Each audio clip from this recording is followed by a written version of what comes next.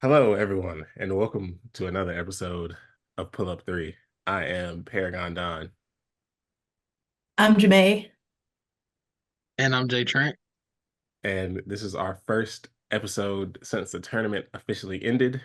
So what we will do today is we would do a tournament recap. Our last episode was Elite Eight and Sweet 16. So now the only thing we have left is the Final Four and the actual NCAA tournament championship game.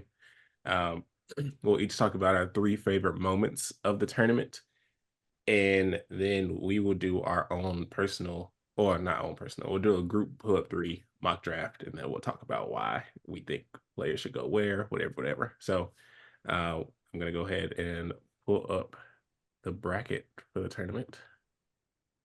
So, first up, South Carolina and NC State. Um, it's funny how this is one of the games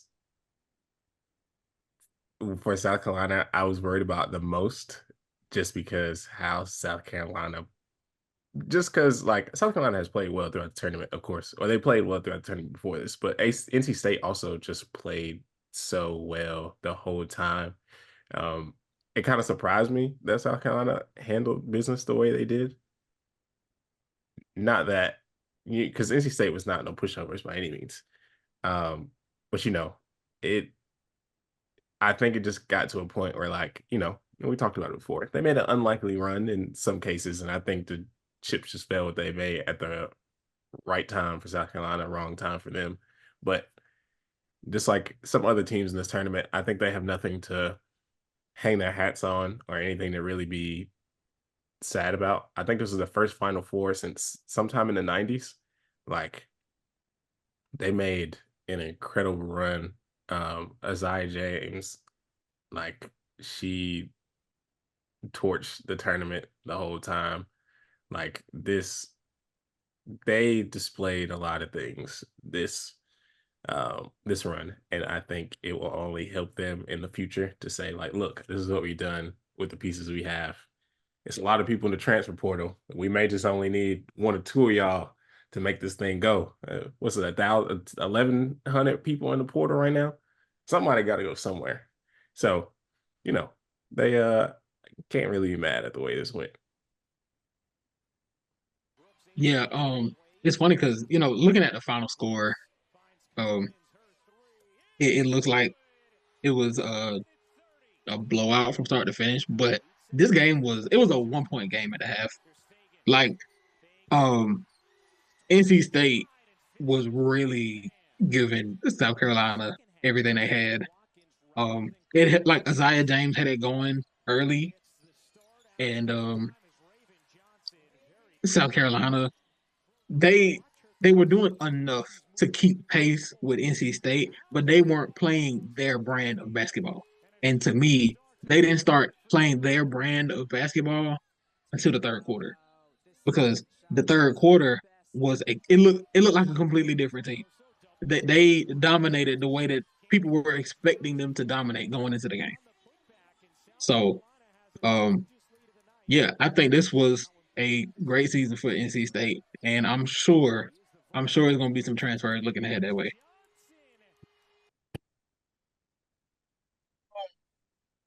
I agree. Yeah. I think I said this before, but like I don't know. I expected South Carolina to win. The final score I didn't really expect. I did expect to be a little bit closer. But I said before, I don't trust Wes Moore. It's not really completely his fault because um their guards weren't necessarily scoring at their normal percentages. So credit to South Carolina's defense.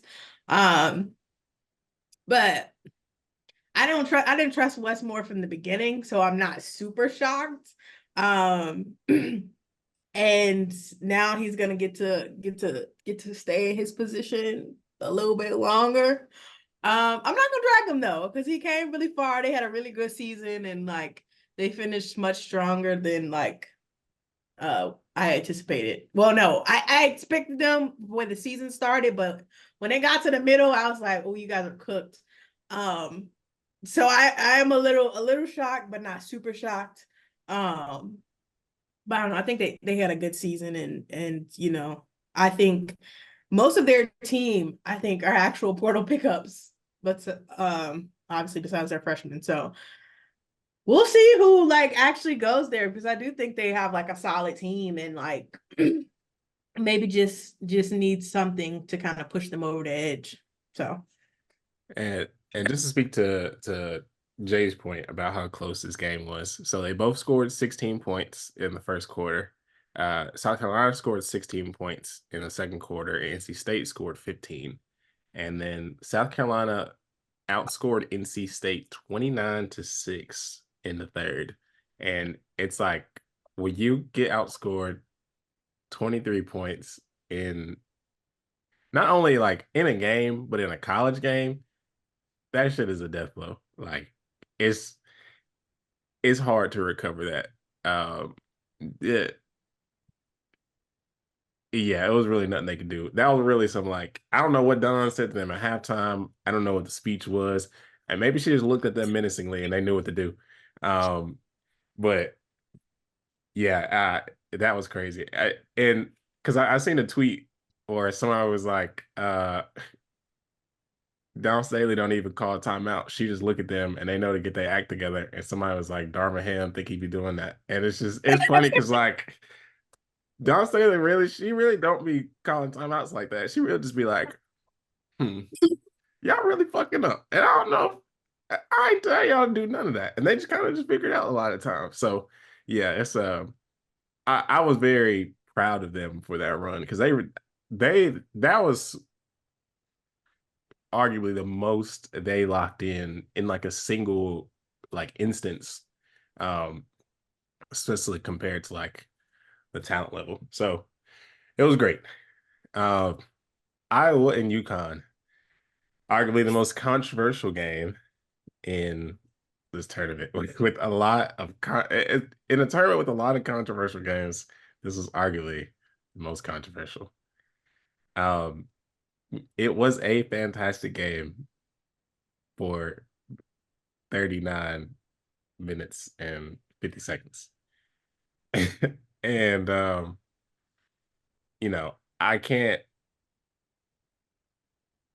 don't know. It's I'm kind of sick about it because it's one of them calls. Like it reminds me of football, like how you can call holding technically on every play. Um, so it's kind of just crazy that you decided to call it now out of all times. Even though, yes, I get it. It is. But it's like now, and that really could have been a historic. This really could have been a legendary game, and instead it just was not. But I also, Paige didn't really play as well as I assumed. It's not like she played bad by any means. I do think she was really more passive than she could have been, which again reminds me of that tweet that's like Paige's only fault is that she trusts her teammates too much. And I think Gino also feels the same way based on his post-game comments. This is a great learning experience for Paige. Paige is a patient person who waits. And I think she is going to learn, or has begun to learn, that there's no waiting. At this time of the year, it's you make it happen yourself. And you have to be more selfish. And you have to be, I know she wants to be the greatest teammate of all time, but, I think those days are over, and she needs to assert herself more. So he was just like, look, she has to be more aggressive. Like, she has to. And I think she's going to learn that. And Clark came in and got right. The unsung hero, what's that girl name? Emily Ryan? Not Emily Ryan. What's that? No.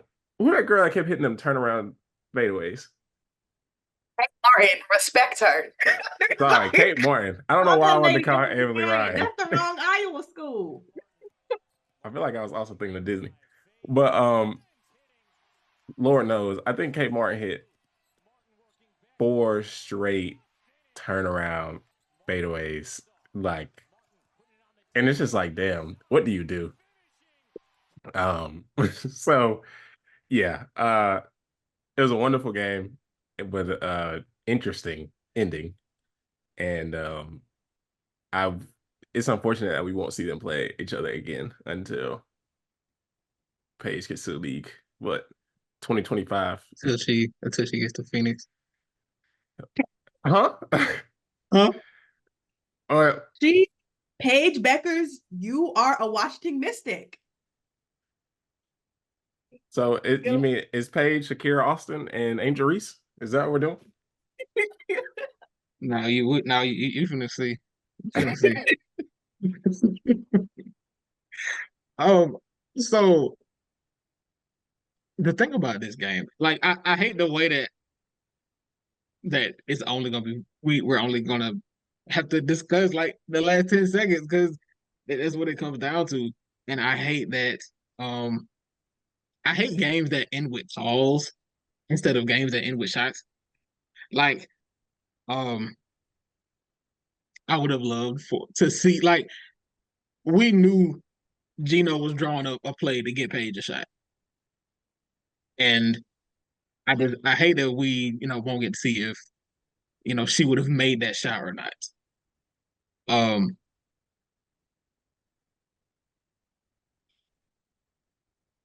That I feel like it was such an egregious illegal screen. Like it had to be called. I think the funny thing is, like, it was egregious. It didn't get her open.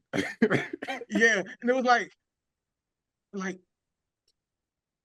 she didn't have to sell it that hard either. Like, I think if she didn't sell it, they wouldn't have called it. Because, like, if you look at her upper body, she looks set. But it's not until you look at her feet and she looked like she's damn near doing a fucking split in the middle of the floor where you're like, ooh, baby, like, that's bad. Like, yeah, I hate that the game had to come to an illegal screen call, but it was just like I'm imagining like the ref after the game is like, I mean, if I can't call that one, what can I call? Like, it was a bit too egregious to ignore. I just wish it didn't happen that way. Like I wish we could have got to see the shot Paige took probably would have still been contested. So I would just have liked to see if she would have made the shot. Yeah, but, that's my thing. That shit did not get her open, and like I don't know. It's just ending your college career on a movie screen is kind of crazy because it's like, damn, it was blatant. It's just.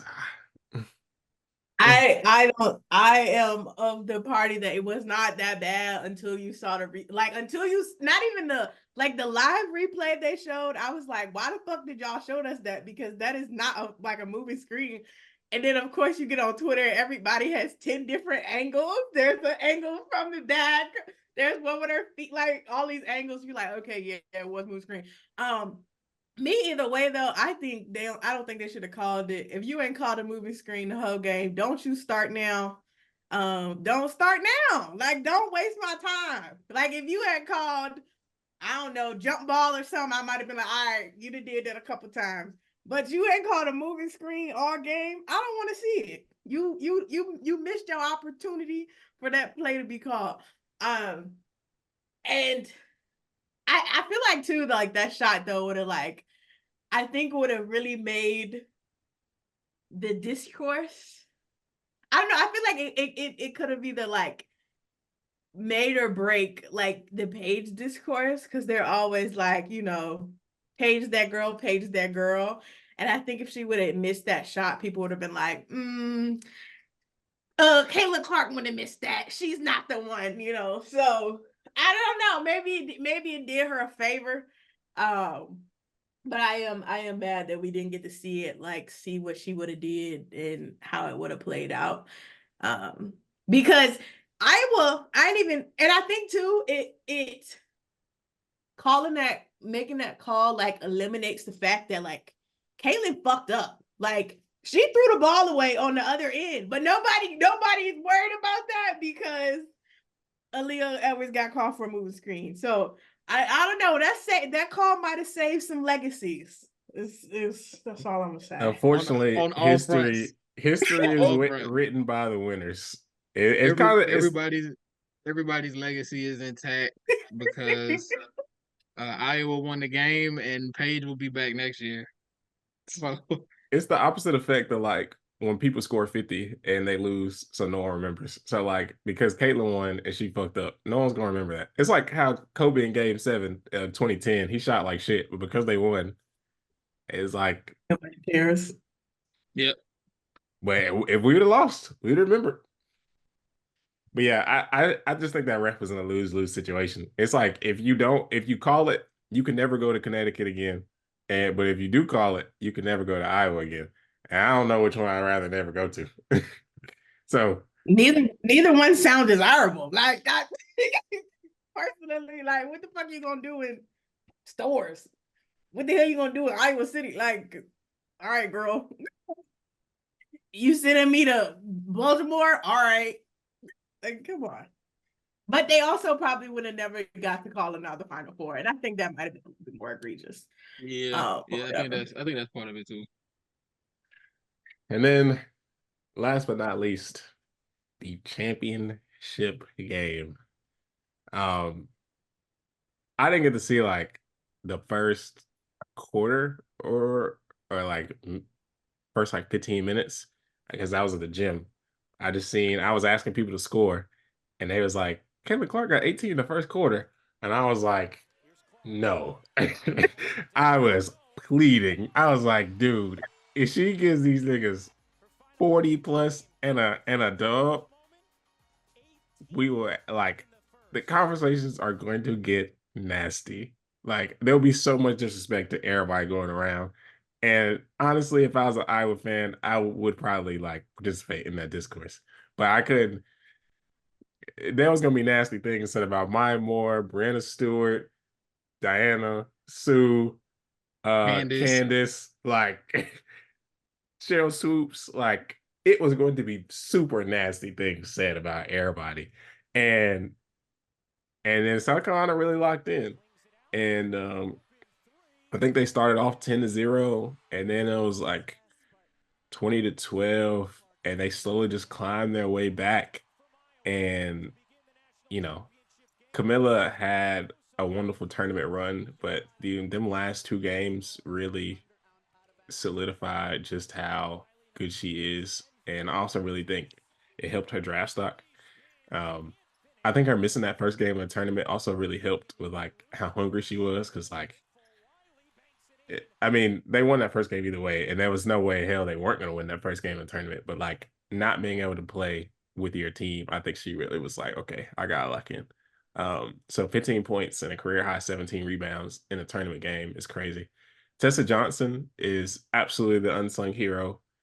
Lord knows if she was not there, I don't know what they was going to do. This whole tournament run, not even just this. She hit so many timely buckets and floaters, threes, good passes, defense. Like she was on it.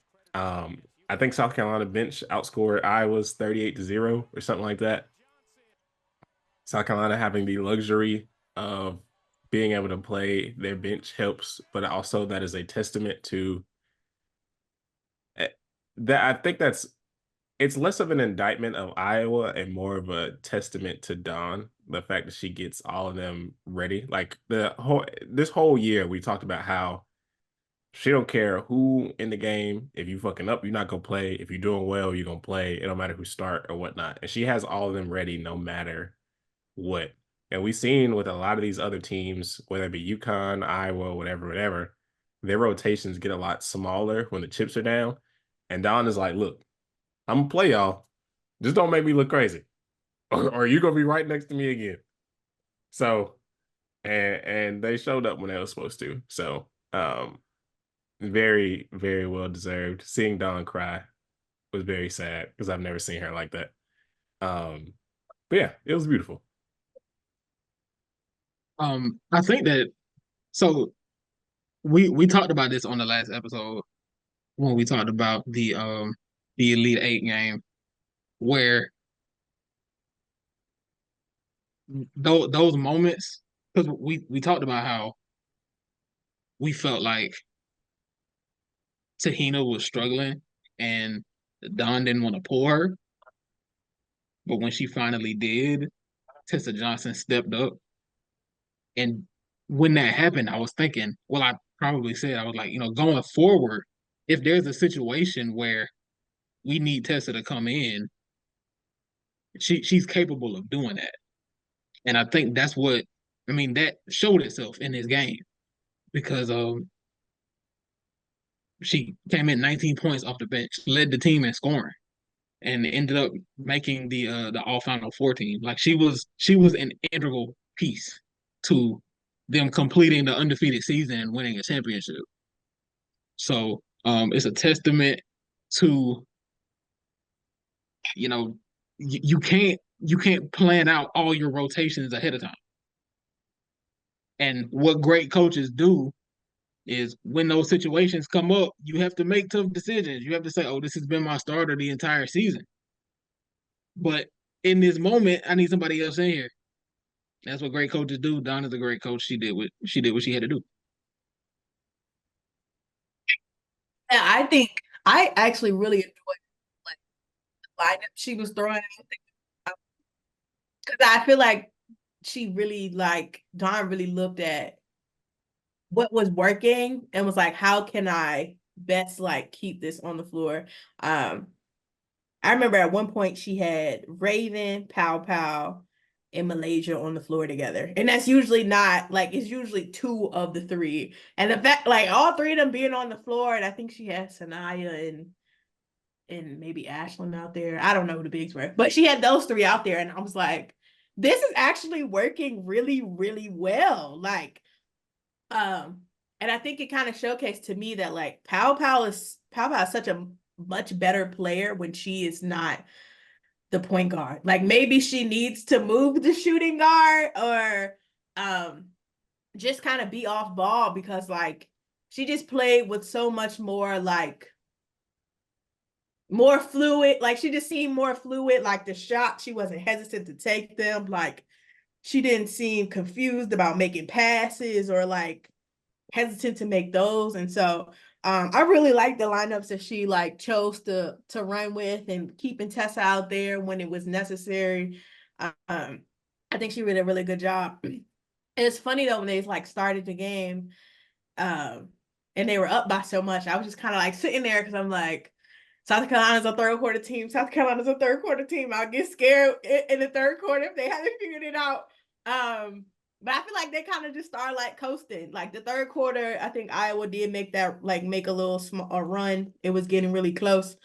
But they just South Carolina was actually, I'm not gonna let y'all get too close. We're not gonna let y'all overtake us. And I feel like you can tell that they learned a lot from that Tennessee not lost, but that Tennessee win, and from the some of their prior games where they kind of took their foot off the gas, and you can see the real time learning that they did. So I'm super proud of them for continuing to play their game, to not giving up. I was laughing. I was listening to Committee Space because they were talking about how Raven and Breezy, when they were guarding Kaylin, they had their hand up the whole time. But I remember watching that in the game and just laughing because I'm she is dead serious about having a hand in this lady's face. But you had to I appreciated how seriously they took the assignment. They was you know what? This lady will shoot this bitch from anywhere. I am not about to let her cook me. And I gotta shout out Raven for real, because the way her defense has been has really carried South Carolina through this tournament. I know that people always talk about Camilla being 6'7" and being that rim protector, but Raven has made it hard on every guard that she's played, and it showed up the most, I think, against Kaylin, holding her to 7 points. Holding Caitlin Clark to 7 points is crazy.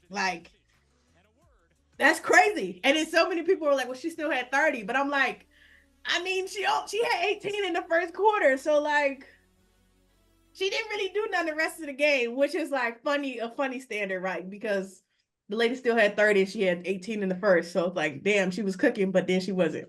But she still was in a way. But yeah, I don't know. I'm really super proud of Raven and like her being able to kind of like get redemption in front of like 18 million people. Like that's kind of I don't know the word I'm looking for, but that's Poetic? like really poetic. Like that is super poetic, actually. Like the lady who waved you off, you locked her ass up to 7 points and you beat her ass. Like now, and she didn't get a national championship. I just Don said favor ain't fair. Favor is not fair because wow. Yeah, Don Staley said that they always say that I'm not an X's and O's coach, but these X's and O's coaches keep losing. So Hey, listen, she snapped. Like, she went crazy. She was like, listen, I keep winning national championships, and they don't. So I don't. Maybe, can I not draw a play or not? Like, what's going on? And like, it's so easy to dismiss her, like just because she has talent, but also like y'all dismiss the talent she had at the beginning of the season. So which one is it? If we're really, can she not coach, or is she a player's coach, or can she actually run a team? Is her team good, or is it not good? It's like people try to use the things she has to discredit her when it's convenient, and it's really ugly. But see, the talent thing for me is like it matters when you want it to matter. Like, so it's not we're not talking about talent when we're talking about Gino drawing up plays. Like, What's Vandermeer? She had both the Ogumake sisters. Like, what do you mean? Like, let's just think yeah, about like it's like these you are not winning without the talent. Okay, in college basketball, without the talent, you're not winning. So something got to give. Like you can't pick and choose when it's the clipboard and when it's just vibes. Like don't do this. Like don't. yeah, when you have to play 6 single elimination games, you might win 1, 2, maybe 3 off of just like vibes, heart, whatever. But like once you start getting to Elite Eight or C16, Elite Eight, Final Four, it's like, listen, if your players ain't playing, it don't matter what that clipboard look like. Like you have to have the players to be able to execute the clipboard, but also like that clipboard got to work. Like it's so many talented teams that lost in the tournament that we assumed were going to go farther than they did, and they just didn't. Janae, did you? They're a talented team not making it far, but I'm gonna let them rock. I'm gonna let them rock. Is it? Were you gonna talk about UCLA? it was Corey Close. You will. This is. Oh, don't piss me off. Anyway, continue. Yeah, it's a couple of very talented teams that throughout the year we have talked about their coaches being on the iffy side, and it showed that they were in fact on the iffy side, and because them X's ain't O's ain't come through when it's supposed to.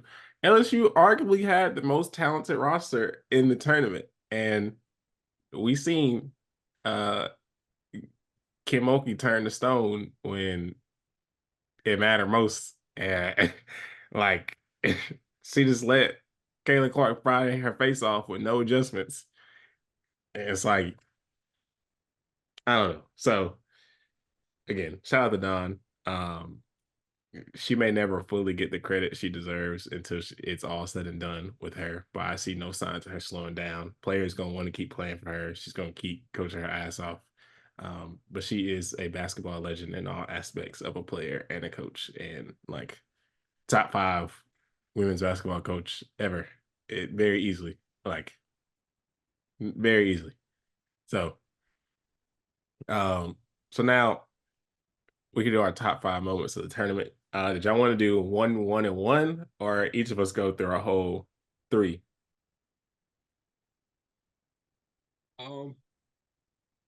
We could do 1, 1, and 1. Okay. So for my first one is going to be Kiki Iriafen's 40 ball against Iowa State. Um, it was, we talked about it on the recap. It was so Asia-esque, and it was so beautiful to just watch her put Stanford on her back. Cameron Brink decided she didn't feel like playing that day and just decided, I'm just going ahead and foul out like you got it. And Kiki said, you know what? I feel like going to the next round, whether you don't or not. I want to go to the Sweet 16.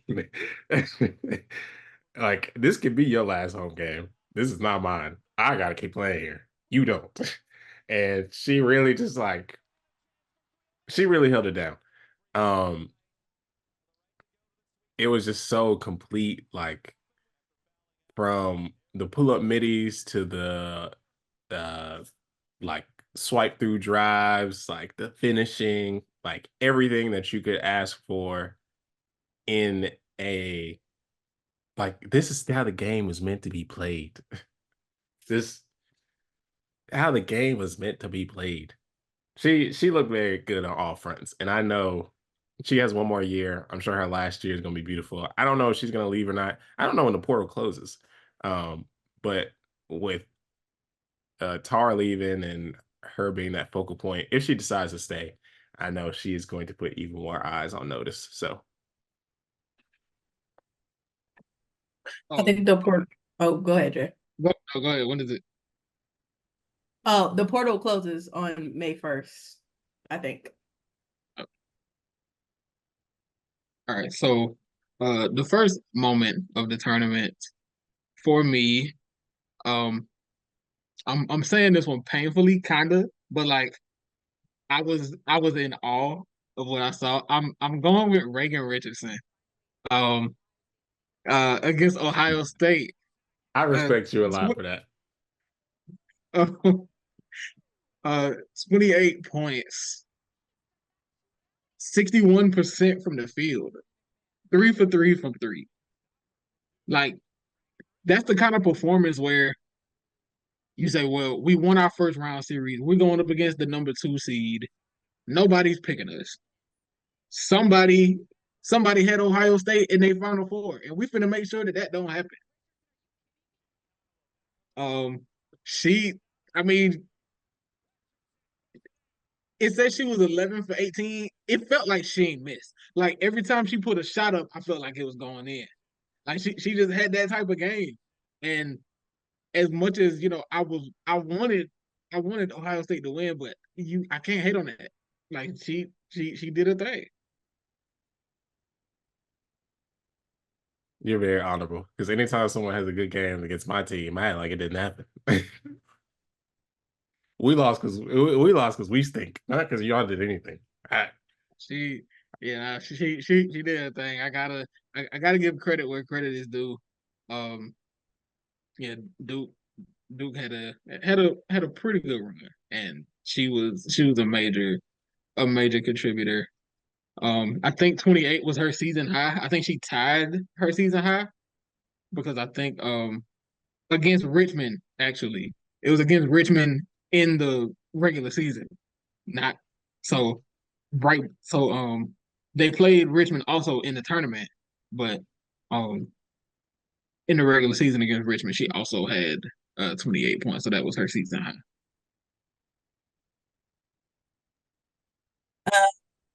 My pick, I feel like I have no choice but to pick the youngest out of Iowa State.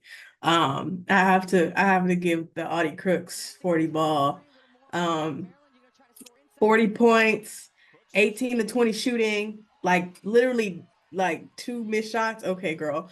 12 rebounds, 2 blocks, like and it was from a 20-point deficit. Like that's like a I'm not losing today. I don't know what y'all want to do today, but I fortunately will not be losing. So y'all can either join me or do nothing. But I'm still gonna win. So is I yeah. Audi Crooks, man, like one of my favorite players to watch. And so for her to do that on the big stage too, like against Maryland, like, I mean, I know they were the higher seed, so that they should have won easily, right? But you can never count out Maryland and Brenda Freeze's clipboard. So really big shout out to Audi and just like, oof, like it's ooh. The most important stat to me is she had 40 points and 0 assists, as she should. That is real hoops.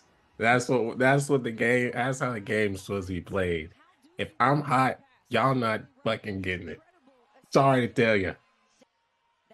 Get out of here. Move. Don't even call It's for even it.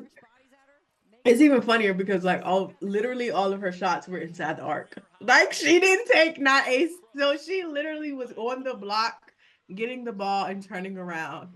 It's like ain't nobody on Maryland big enough to do nothing with her. So she's like, this, y'all ain't stop it. I'm gonna keep going. The Maryland Bigs was absolutely a hell. And I know they're gonna be talking about that for a long time. Because I absolutely would. Like, damn, some girl gave me 40 on nothing but pivot, lay, pivot, lay, pivot, right, lay. Maybe like one step back, but other than that, or maybe one turnaround fade, but other than that, like, yeah, this just I'm better than you, or bigger than you, I'm stronger than you. There's nothing you can do. There's no hope for you. So and her missed shots, like her 2 missed shots came in the first half. So like she literally went a whole half without missing a bucket. Like I would have had to like fight her and like because there's no other solution. Like the bitch not missing. I have to do something. I have to do something. But yeah, shout out to Audi, man. She's incredible. I cannot wait to watch her play next season.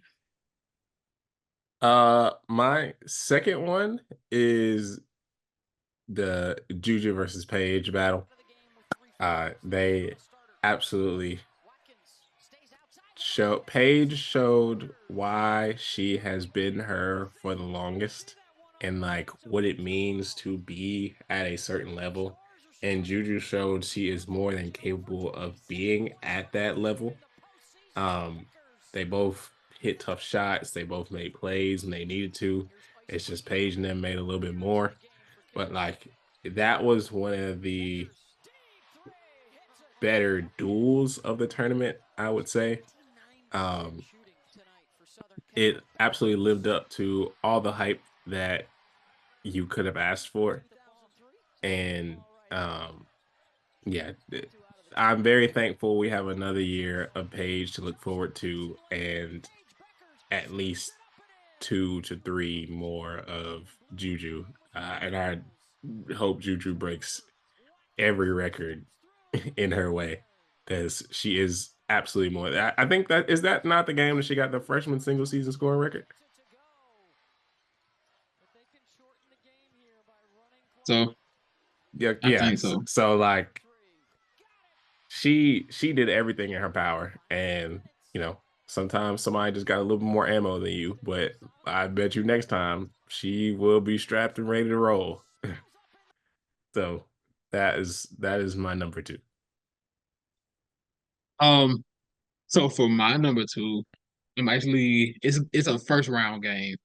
I'm going with Dyaishaa Fair against Arizona. What a game.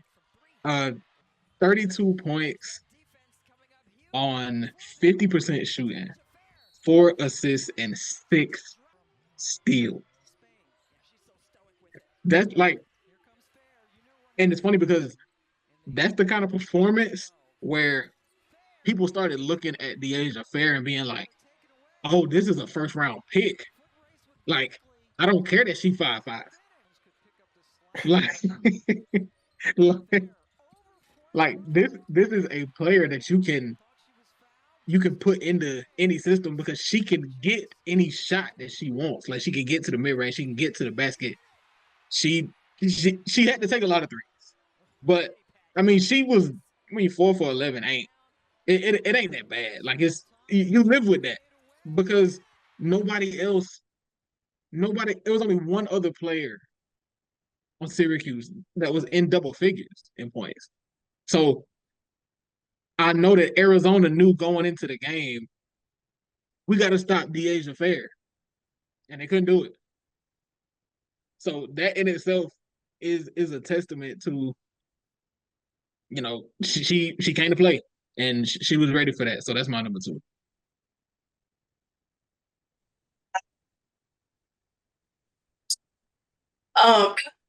My second moment, I'm gonna be a hater. And I'm gonna say the Middle Tennessee upsetting Louisville. Jeff Walls, 2 thumbs down.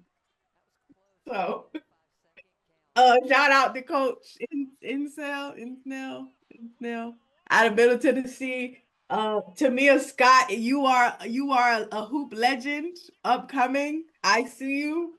And yeah, Louisville, you lost. So that's all I got. I'm definitely sick because I was originally gonna pick Dyaishaa Fair walking down Arizona, and then I was like, damn. Then I was gonna pivot to Middle Tennessee because I was like, damn, they outplayed the hate, and so I had to pivot again. And for my third, I am picking Aziaha James's 7 threes versus Texas. Lord knows that girl was 9 for 17 from the field, but 7 for 9 from 3. So the fact that she only missed 2 3-pointers the whole time, and they was not just like, yeah, I'm just open and I'm gonna just take this. Like this was like off the catch, deep, off the dribble, like any array that you wanted. The fact that you missed 2 threes, and then everything else, like out of things inside the arc, you shot 2 for 8, if I could do math. But like when you step behind that line, just pray for it. And yeah, she really put Texas to bed, and it was beautiful to watch. So that is my third. So my my third one is I say fourth because it was in the fourth quarter. It was actually a very specific moment, and I know that it's one that Jamae is fond of because it is her name on Twitter. Um, the Ashlyn Watkins block at the end of South Carolina versus Indiana, in the fourth quarter to squander what would have been an incredible comeback and an amazing upset for Indiana, beating the number 1 seed. And Ashlyn Watkins was not having none of that. And it came down to where this one possession could completely shift the momentum of the game. And they got hit with a not today. And that is my third. That is my third. I really think my favorite thing about that play is the fact that I think like 4 minutes earlier, she drove and threw the ball, and then she turned it over, and then Indiana ran a fast break, and then Indiana got a wide open 3 because Ashlyn like missed trying to steal the ball, and then she got sat down because of that, and then she ended up coming in at her own personal redemption story and like steals the game. So that was a beautiful block, beautiful moment. She's had some of the best blocks of the tournament, like even the one on Oregon State where she basically just like cuffed it at the free throw line. I was like, damn. What can you do? What can you do? All my things are getting recognized. See, this is what I'm talking about. I don't. My third one. I'm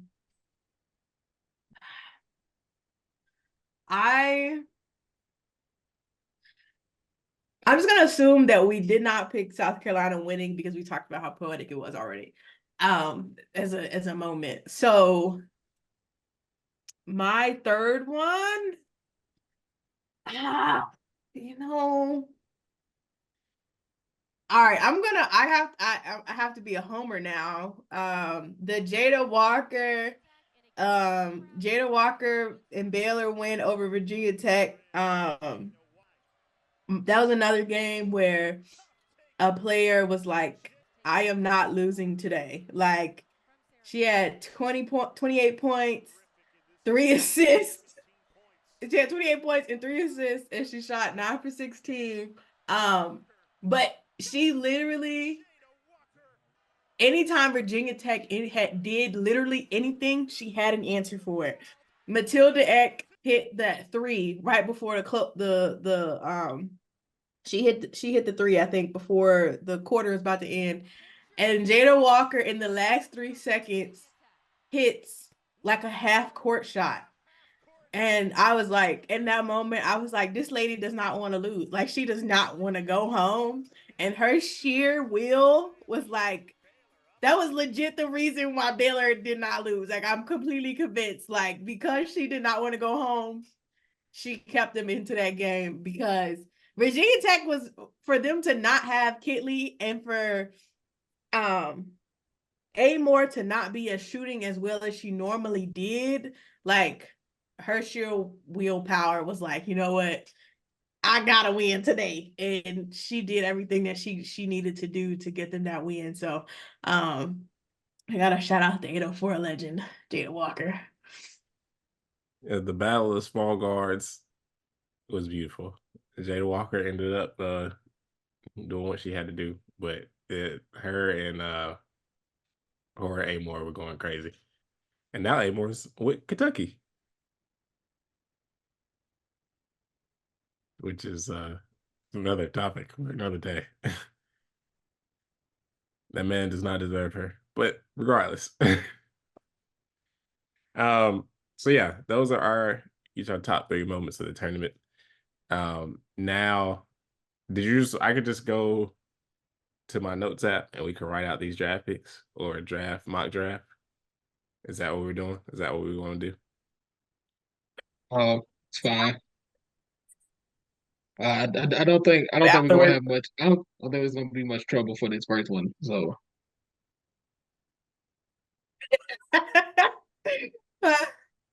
It's crazy because it would be really funny if the Fever GM originally had no intention to draft Clark, but it's like she literally has no choice now. Like it is not her choice anymore on who she drafts. Like if she wanted to take Rickea Jackson for any reason, if she wanted to take Kevin Brink for any reason, them girls are going to like. It might be a riot in Indiana if she decides to take. It might be a riot on ESPN if Caitlin Clark goes anything other than 2 or 1. yeah, from the moment she declared, like, and it was like not long after she declared, when the Fever tweeted, "It's 22 days to the draft." It's like, oh, we already know what time it is. Then, like, y'all are making it very, very apparent. So yeah, yeah, Kathy really don't have to. She really don't have to say this one. She can just walk up and be like, she don't even have to say the Fever on the clock. She can just be like, with the first pick, the Indiana Fever select Caitlin Clark out of Iowa. So yeah. So we know who's going first. Caitlin Clark, you are an Indiana Fever. So number 2. These from here, honestly, this is where things start getting interesting. Because, I think for the longest time, it was assumed the order is gonna be Cam, Rickea, and Camilla. But Cam had a interesting, and by interesting, I mean that in a derogatory sense, tournament. She stank. It's all right. You got a nasty tournament. Not cute. And Camilla had the exact opposite. And also, Rickea just had a overall wonderful season. And the average person does not know Rickea Jackson. So seeing her, if the Sparks were to draft her second, people would probably be really confused. But she's arguably the best player in the draft. So now I want Rickea Jackson in Chicago because, we've hyped up the idea of Dana, Kennedy, Rickea, Izzy, E-Will, Marina off the bench. Well, we really like the Marina, but you got Marina off the bench. You think Marina coming off the bench? No, sir. Is she coming off the wait. Is she coming off the bench? No. Do I want her to? Yeah. Because at this point it's like we ain't win no chip. So I gotta see how these pieces go. So let's just get a little silly. It ain't. But I also know that's not how the league works. But so what are we assuming that the Sparks do? Personally, and I think we all personally would like Kurt Miller to stay far away from Rickea Jackson. As far as possible. I honestly still think they take Cameron Brink just for the LA connection. For no other reason, I still think they still take Cameron Brink. Now, what I personally, no, but I think it's still Cameron Brink. Yeah, I also think it's gonna be Cameron Brink. You got the LA connection. You got the fact that the Sparks have no big men on there, or they have no anyone over 6 something on the roster. Like that's dead. It's 9 guards on that team. They got Aziaha. Ain't she hurt? No, I thought she got surgery recently. Did she? I don't remember. I don't remember hearing that. But maybe she did. I don't know. I thought she was all right. I think she's good. But yeah, I still think it'll be Cameron Brink. And I do think that the Sparks are planning to completely revamp their front court with Nneka leaving. So yeah, I still think Cameron Brink is gonna be the pick. Which means oh, go ahead. Sorry. No, you're fine. I forgot what I was gonna say, so go ahead. My bad. No, not rice, apple. Yeah, we don't even have to discuss this one. Which means with her existence. Lord, if there is a God out there, let Rickea Jackson fall to the sky. Teresa Witherspoon, help is coming. Help is on the way. Help is on the way. A star, and an offensive focal point, all of that. This is the princess that was promised. Teaspoon finna have Trinity Carter and Rickea Jackson on the same team. We are blessed. We are blessed. What Don say? Favor does not favor.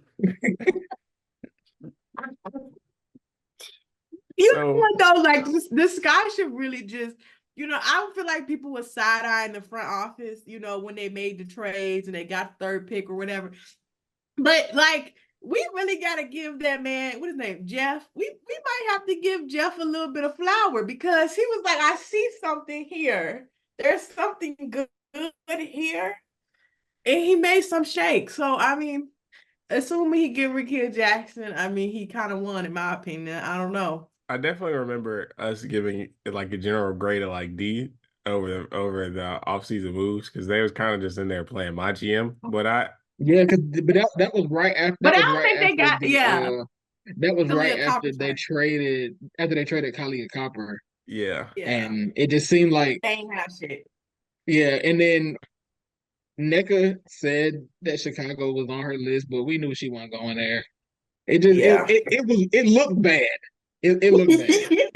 Yeah, it can still be bad because if the Sparks take Rickea Jackson, it's gonna look funny over there.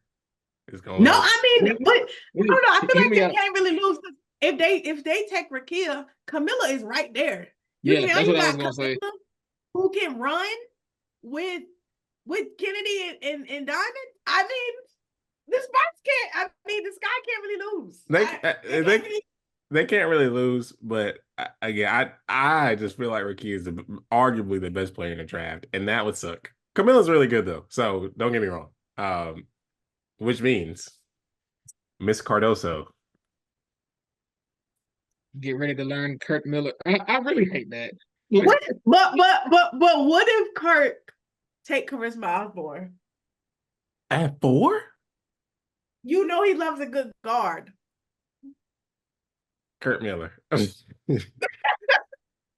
Kurt Miller.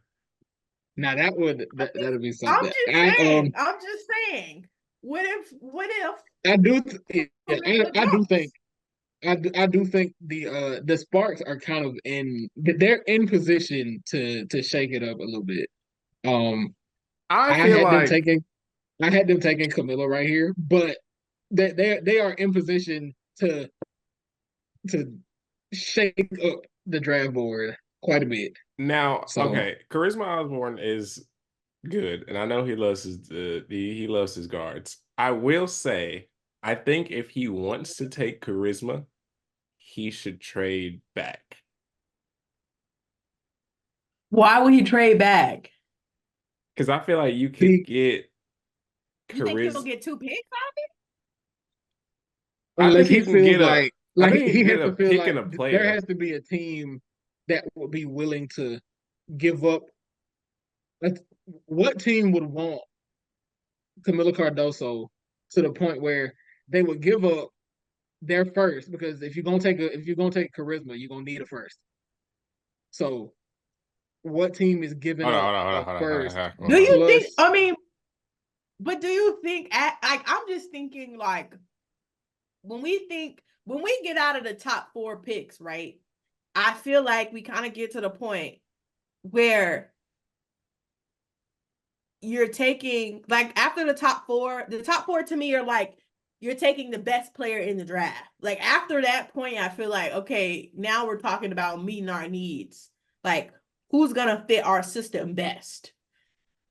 And so, like, I don't know. Like, I feel like if you're a team, like, first of all, Camilla's 6'7", so like any team would benefit from, like, she's 6'7" and she runs. So it's not like she's, you know, a Tierra McCowan who, you know, she's a great big, but if you're a team who wants to play fast, she's not necessarily the big you want to take. So it's not like Camilla runs, like rim running is her thing. So you can, if you have a younger team, like, you might consider like playing fast. I think she's a good defender. So yes, you might be like, let me take her, because I feel like it's obviously you would take her. But after you get past her, it's like, now you got all these guards, you know, who all have their, you know, their pros and cons.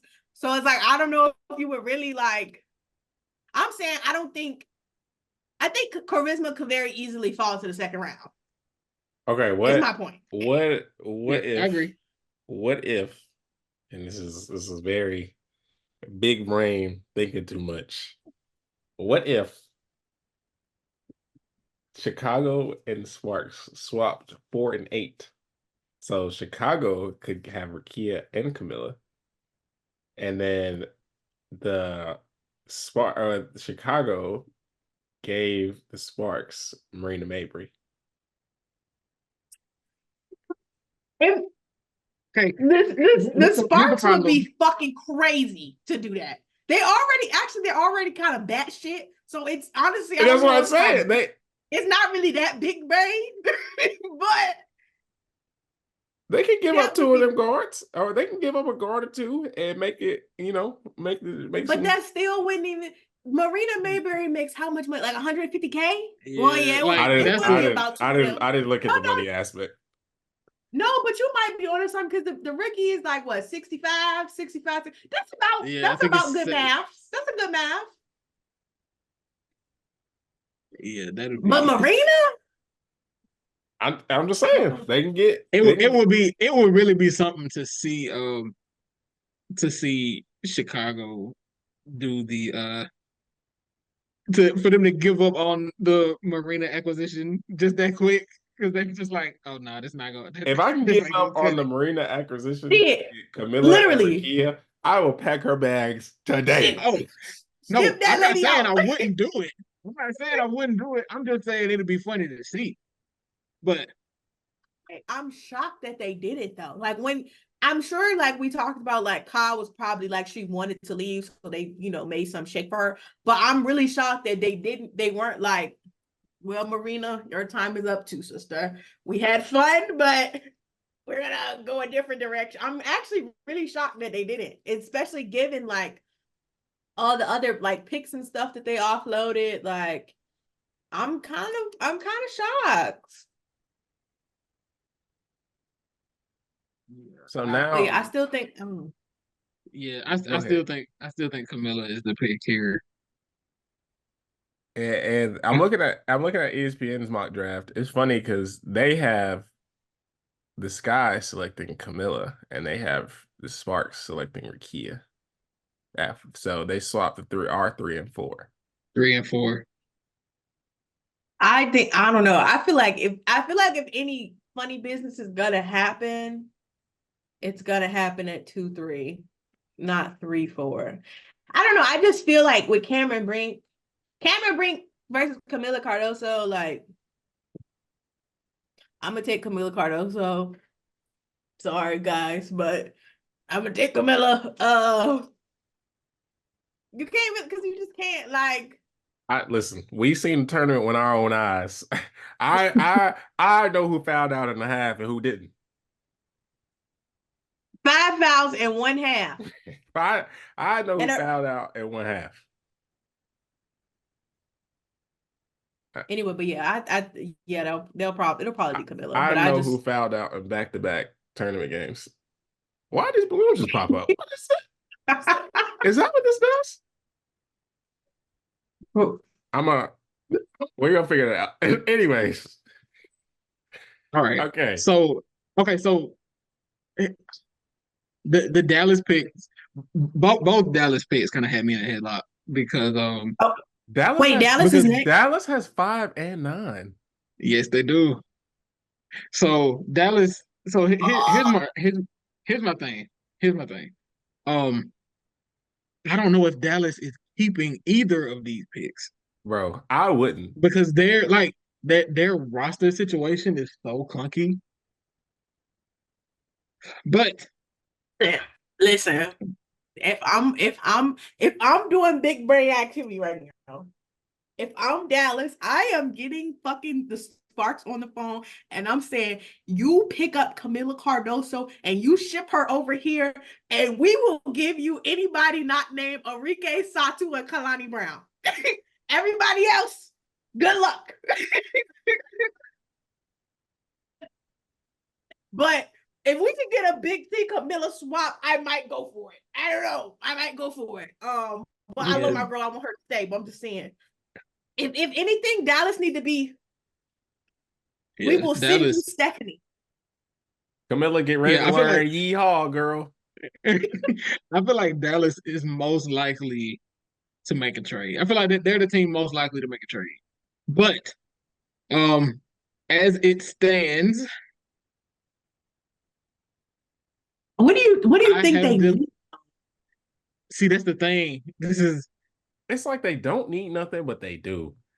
Right, they need Rakia Jackson. That's who they need. I have them taking JC Sheldon right here.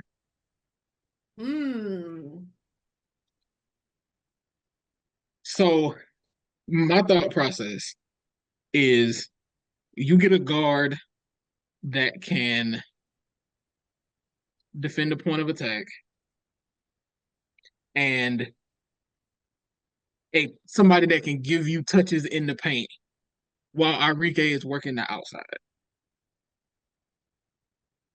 JC Especially, Sheldon's not she's not the most consistent outside shooter, but she can get to the basket. So you I got don't think it's yeah, I it's also think this depends on what are they doing with Odyssey Sims.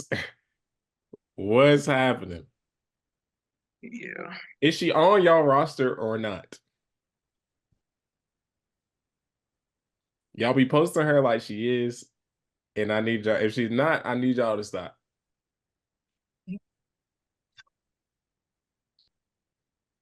But yeah, that was what I went with. It's not see, once I got past 4, it got kind of difficult for me to place players. But that's so I went with JC Sheldon for Dallas here. Um, because I don't even know if they're keeping this pick. So it's all like I don't even know what their process would be. I don't even know what they're looking for. Because like it almost feel like whoever they draft not finna be playing. Because like they got such a bad roster crunch right now. But You know, that was yeah. they are whoever they draft is gonna be in like a Maddie Seeger situation. With very like spot minutes and whatnot. Maddie at least got some tick. They still got Lou and Stephanie Suarez from last draft, both who were injured, who should both be in good condition right now. I mean, you know, coming season to play. So really, like, who y'all like? Do y'all even have enough roster space to even pick anybody? I really don't think so. I really don't. If Yeah. anything, I think they draft somebody who's like not eligible. So, well, like I feel like they'll probably draft somebody, an international player, just so they don't have to deal with it. So are they gonna be the team that drafts Nadia? Nadia Kwok. It's funny because I actually mocked her to Washington with the next pick. But but I can see Dallas just taking a potential drafting stash. I think they do. If you take a drafting stash, do you take it at you would rather take it at 9 than 5, would you not? I don't think it matters. Like they already have Yeah. two, and unless they're getting, you know what I'm saying? Unless they're trading with somebody, like I don't think it matters for them. Like hopefully nobody else wanted them, but I like JC Sheldon at 5. I could also see them taking Charisma Osborne. But that also might be 9 if they did take her. But again, I understand like these are more needs based than anything. See, and they in such a weird space with that too. So the reason I went with JC Sheldon is more perimeter defense reasons, but it's just I don't know what Dallas does. Like Perimeter I don't know defense, what their plan is. perimeter defense, and someone needs to run the offense a la Odyssey Sims if she's not going to be playing on the team. Like somebody to let Arike do her dirty work off ball sometimes and give her a break. So, but that's what they have. What's the girl name? Chris. They got Chris. That's what they got Crystal and Veronica for to play PG. Yeah, they did pick up Even though Veronica they be Burhan. splitting their time weirdly. what's our consensus? I will also say that I'm also looking at ESPN at the same time when we look at this. ESPN has them drafting Aaliyah Edwards. No, I'm not picking her. No. I just don't think somebody should be wasting away in Dallas. Like JC Sheldon, like, don't send my sister there. She doesn't need to be there. Like, put somebody who's not gonna play. But I will go with JC Sheldon if that's what you guys want to do. But I'm just saying, I don't think I'm fine with putting I Ashlyn would. Sheldon and putting a disclaimer as probably gonna trade this pick or Yeah, like should. I don't see Should. Dallas keeping this pick, like regardless.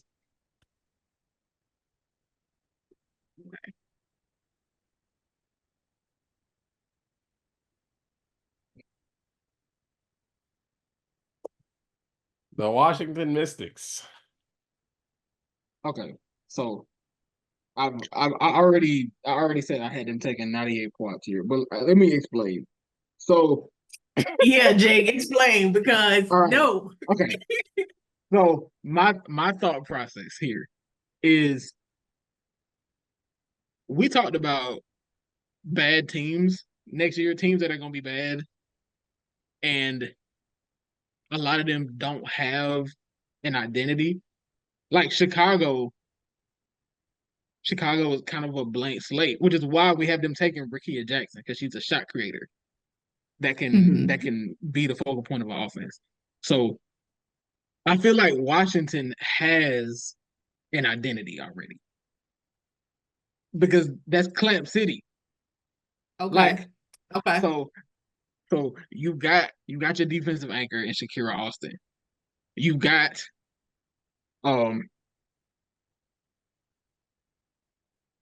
why did I forget her name just like what did I forget her name? Brittany Sykes. Yes, you got Brittany Sykes. You got Brittany Sykes defending the point of attack. Nadia Poach already has the defensive pedigree. Her problem, which I think her problem is offensively, she's not consistent enough with her shot. And I feel like what Washington is gonna eventually need at some point is somebody to facilitate. And she's not really that. She's more of a short role playmaker, handoff, hub, that type, as of now. But defensively, she's already there. So I feel like her with Washington, they just gonna have every team in the mud from tip. Is that we just gonna make it impossible for you to run your offense. And Okay. with her being 19, it's a little bit more of an upside swing than taking a 4-year college player. Because you say we don't know what we got. So we kind of gotta shoot for the moon here. So that was my reasoning. Okay. I can respect that rationale. People they have to take Angel. Like if Angel is not gone by 6, they have to take her. Either Angel for them to be Clamp City, right? If I'm the Mystics, Clamp City is my identity. I'm taking Angel, Aaliyah Edwards. Those are my two, actually. I was gonna say Charisma because she's a pretty good defender, but I think honestly they really should consider. I was really going Angel because hometown, sell some tickets, whole thing. From a marketing standpoint, taking Angel makes sense. But Aaliyah Edwards is a good defender, and you already know she can score. And they don't have nobody out there who can score. I mean, Brittany Sykes can, but everybody else is kind of like, all right, what we gonna do? What's up? And you got Shakira there. Shakira can rebound, defend. I think Aaliyah Edwards, she would be my selection. Or Angel Reese, but I'm gonna go Aaliyah Edwards. I did not consider Aaliyah Edwards before this, but I do like that idea. I did. I actually had her going to Minnesota, but I can absolutely see her being the pick here too. So I do like Jay's idea. I think my only hesitancy on it is the Mystics now kind of remind me of the end of the grit and grind era Grizzlies.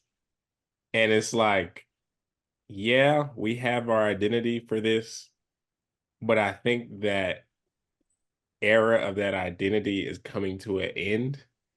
And how long do I really want to hang my hat on this before I start something anew and get me a like a job and like start whatever it is with that. Like, yeah, we're the best. We've been one of the best defenses in the league for X amount of years. It's like, but is that all we're gonna be? Is how long do we want that to be our moniker? So I don't know. I think that's the only thing that keeps me from being like, we should stick by that. I feel like they need a player, um, and specifically a player who is either gonna sell or score. And I Okay. like Angel because I feel like, again, I think we talked about this like probably like 5 or 6 episodes ago. Angel might not be the best scorer right now, but Angel talked too much shit to not get her game together in the way she needs to. Because I know she wants to talk shit. Like that's what gets her going. And I feel like she'll become a scorer, and her and Shakira will bounce off of each other so well. So I don't I know. think the thing for the underrated part for Angel is that like she is really good at drawing fouls. Like she's a good rebounder, and so she's like, and even though like she could definitely improve on like the putback to just actually get the points to not work as hard. I think she's really good at getting to the line, and I think that is something that especially with the shooting that the Mystics currently have, we might need a baby to get out there and get the rebound. So I see upside. I see upside with I see it with Angel. I mean, I get it. I could get it. I Angel's can get also behind an it. underrated passer, I would say. So I think I hit. So Yeah, um I'm going Angel Reese here. Okay. Yeah, yeah. okay.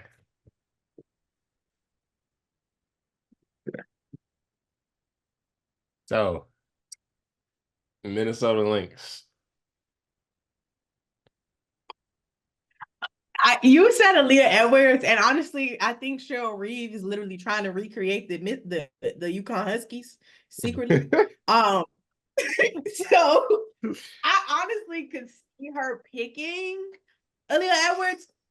If I had to do something different, though, I'm trying to think. Like, I think if Minnesota really wanted to shake shit up, they should have been calling LA and being like, "Look, we'll get you whoever you want, but you gotta give me Camilla. Like, you gotta Camilla or Brick. Like, you gotta get me one of them." Because they already don't have any like bigs for real. Like, they don't really got Yeah, nobody I just went to to go look at bang Yeah. their beside her. I just went to go look at their roster, and they literally do not have a center on their roster. So Yeah, like if they're gonna do anything, I think they should try to trade up with the Sparks. For Camilla, Try to yeah. get and Camilla or then Cameron, it don't matter which one, and but she then need one of them. the Sparks could get Charisma Osborne. Then they could very much get charisma. It'll work for them. But I don't know, they got too many guards over there. But anyway, Yeah, but no, there's gonna be I a lot of guard. I really don't care but about that. he don't. He might be bringing back small ball. I mean, I don't know. He could do something for the people. Aaliyah Edwards though. I think they desperately need a center. And I don't really know if there's any. I'm trying to see who else. I'm So looking at another center I see in the one of the mock drafts is Jessica Carter from Mississippi State. She averaged 15 and 10 for them. Jessica's a good center. I do like her. I like her a lot actually. Yeah, yeah, I do too. I would see. I would Could they struggle. draft and stash Mackenzie Holmes? She is getting surgery, so she won't be available next year. But could they Mackenzie Holmes? Midwest connection. She is like will run. she's used to playing against an athletic big and Yarden Garzon. I think it could work. It could. I There's guess so alongside Nadia, there's also another draft and stash candidate. I'm pretty sure guard. Is yeah, it Isabel Morales? Morales. Yeah, there's also Layla Lacan, another guard. I didn't look at So any of their highlights. I don't know anything about them, but I didn't have those two in my first round. And that's because didn't I didn't watch enough. But yeah,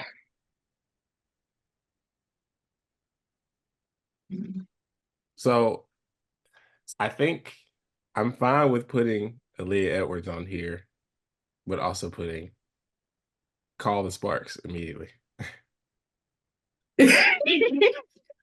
try to get the four. Like try to get the four. What can y'all do to get the four? I feel like at that point in the draft, given who's off the board, it's tough to not take Aaliyah Edwards. Yeah. I feel like she's in the same way like that Dorka was. I think Dorka was ended up being a second round pick, but like you can't like deny the like preparedness that she's gonna have. Like she's gonna be a good pick. And literally all her other teammates are UConn players. So it's like, oh, it's a family reunion for them.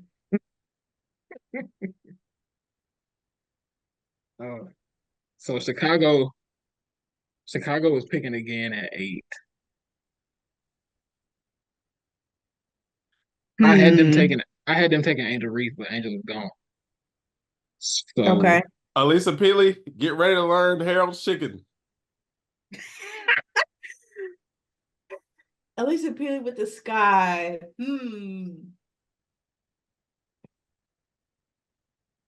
Okay. Now I don't know. I don't know. Is that pick perfect? No, but I do think it's funny not. Sending her to one of the I don't know. I don't know where she fits perfectly besides like Connecticut in a sense. But here's the thing. Here's the thing with Alyssa Peely. You kind of need her.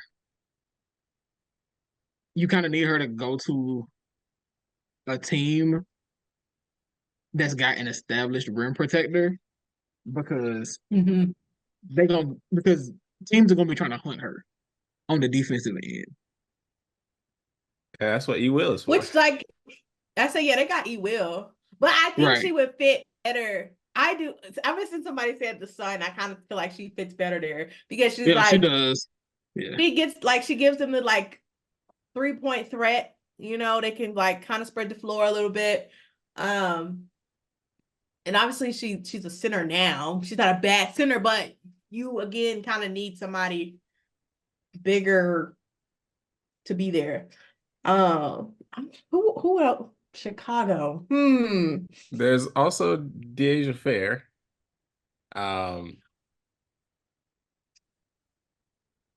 In Chicago. A guard to walk. I mean, like. Oh, okay. Let me look at who's like. So there is Isabel Morales if they want to do a draft and stash. I mean, Chicago can afford to do one, maybe. Yeah, they can. See, Chicago and Dallas. Oh no, I think they're in a position where they just like. I think the only people here that I feel like can do a draft and stash are Dallas, obviously the Aces, and maybe New York. Everybody else, y'all need to be getting in there and finding somebody that to make something work because it's a little, I don't know. But Chicago, I feel like they should be like picking a variety of players just because I feel like they don't have an established like. We don't know what they're gonna run yet. Right. So there's Peely, Dyaishaa Fair, Isabel Morales, Charisma Osborne, Jessica Carter, Nadia Puach, Nika Mule, Celeste Taylor, Jakia Brown Turner, Mackenzie Holmes, Kitley, I already say I forgot about her, but I just saw her name. Like, I forgot about her. Take Marquisha Davis.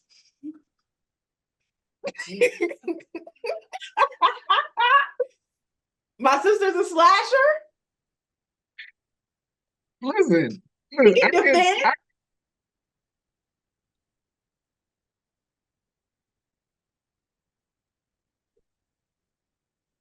you know what? I don't think she.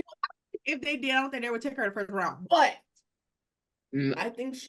No, I think she could. probably not. I do like the fit though.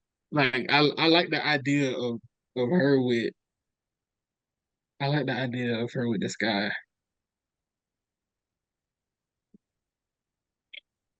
Yeah. Okay. A top pick. Let me see. You think they take Kitley? I mean, she's No. injured. No, I don't think she takes. Yeah, I mean she is. Either, She is. I think it doesn't help Her that and we're Matt. also not as high as Kitley on other people, as high on Kitley as other people. Like even if she was injured.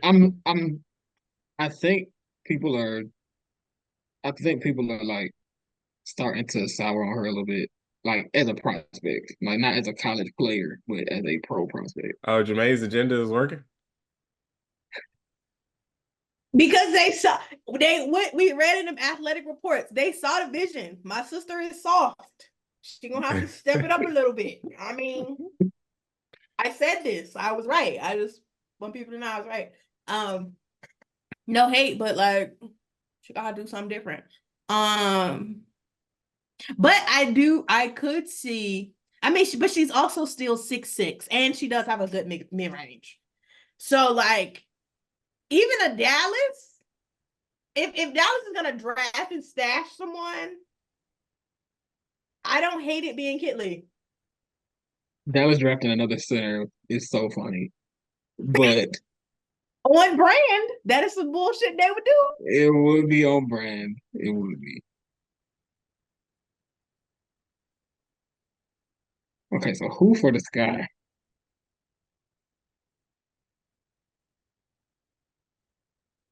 Do you think they take charisma? Like, I just don't feel like she fits. Like, I don't know. I don't think No, she doesn't. Yeah, them, she doesn't. But...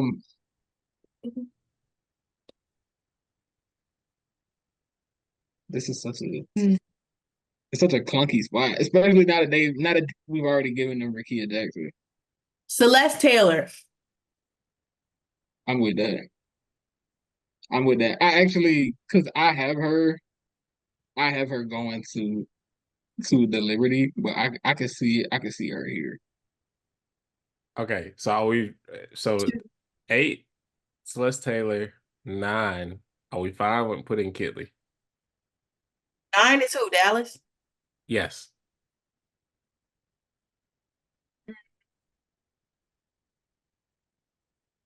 I don't hate it, but like again, yes, they're just in like a weird place. Like I don't It feels know like this. I feel like they need. Okay, so what about Dallas with Peely? Don't send my sister down there with them people. I don't like that. I don't like that. I feel like they need a small forward. Well, no, because they have Maddie. Dallas feels, especially after we already gave them JC Sheldon. This feels real draft and stash ish. Yeah. This one does feel draft and stash. So is this the Nyadi Poch spot? Yeah. Did she go to Dallas at 9? Oh, I see. Yeah, she's a forward, right? Yeah, she's a forward. Let's see, she is. I think that works because I feel like they kind of. Yeah. Yeah, I think they do need a forward. I don't know how to spell her name. I had to look at it. Help. All right. Okay. So the Sun are taking Alyssa Peely, right? Yes. My sister will be learning from the Alyssa Thomas. Engine Part 2. Where we at? Yeah, I think, yeah. I would be very funny if she just becomes like the second coming of Alyssa Thomas. She could though, but with the 3-pointer.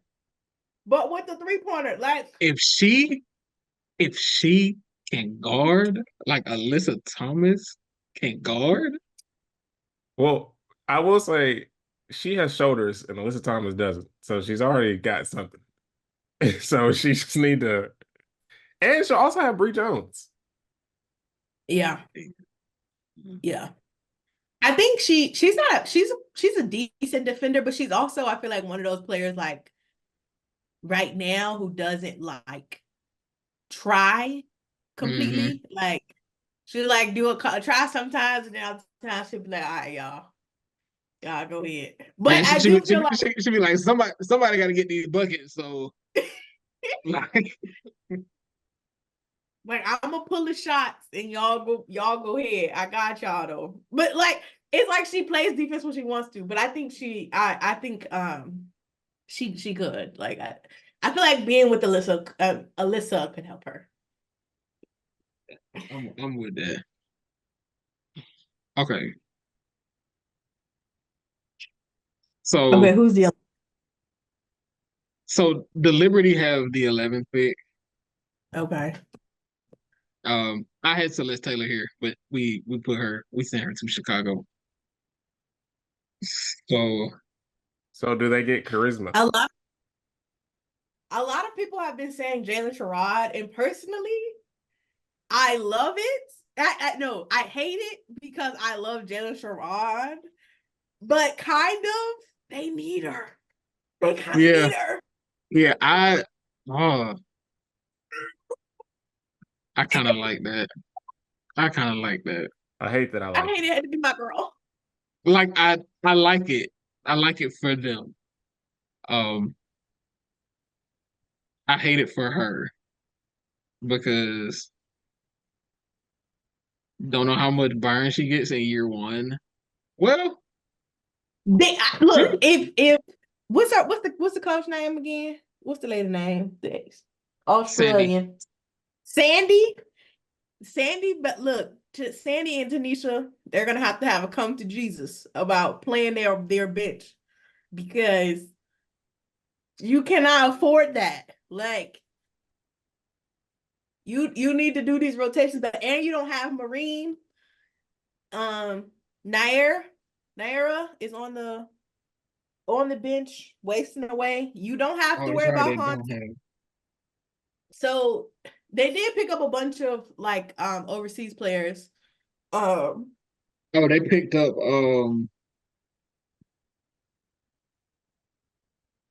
my girl from Seattle. Yeah, Ivana Jokic. Yeah. But I think Jalen would be a really good selection there. Yeah. Because I feel like she's a better. Yeah. I feel like she's a better PG than Charisma or any of the other like guards you're gonna get. Like even Dyaishaa, like Dyaisha's a pretty good point guard. I don't know if I would send her to New York. I don't trust Sandy with her. I don't really trust Jalen. I mean, Sandy with Jalen either, but my sister can hold her own, I guess. So we're doing Jalen Sherrod? Yeah, Jalen Sherrod. Oops, that was okay.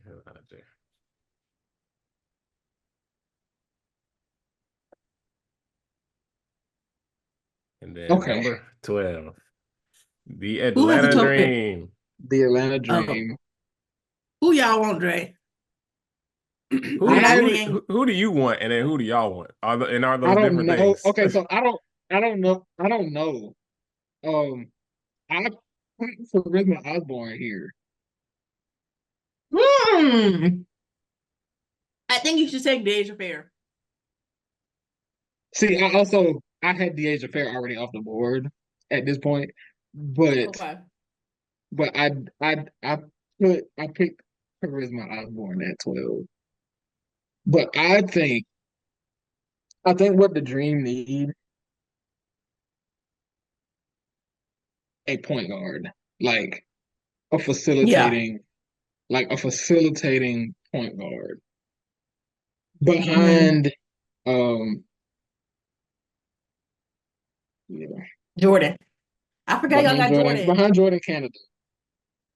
Jordan and Charisma are besties, I think, but so that could be a thing. But I think Dyaishaa is a good point guard playing with other guards. I don't necessarily think she's good with playing like with a big, Like pick and but roll type. Yeah. yeah, but she's like really good playing with other guards, I think. Which I don't know if that's I mean, like that's not especially if y'all want to play through CP or Tina. I mean, I don't know. But also I don't think Charisma is that great of a point guard either. Like Yeah, it was I think her upside is defense it more is. than It is. Like yeah. she can she guards the point of attack. Now she can take the matchup against the primary ball handler. Um 12 is such an odd spot too, because I've seen Nika Mule at this spot a couple times. Um I don't hate it. I I don't don't hate it. either. She is a really good point guard. Yeah, I do like her. I do like her. And you know, picking 12, I have no like when we traded back from eight, I was like, oh, I don't know what we're gonna do.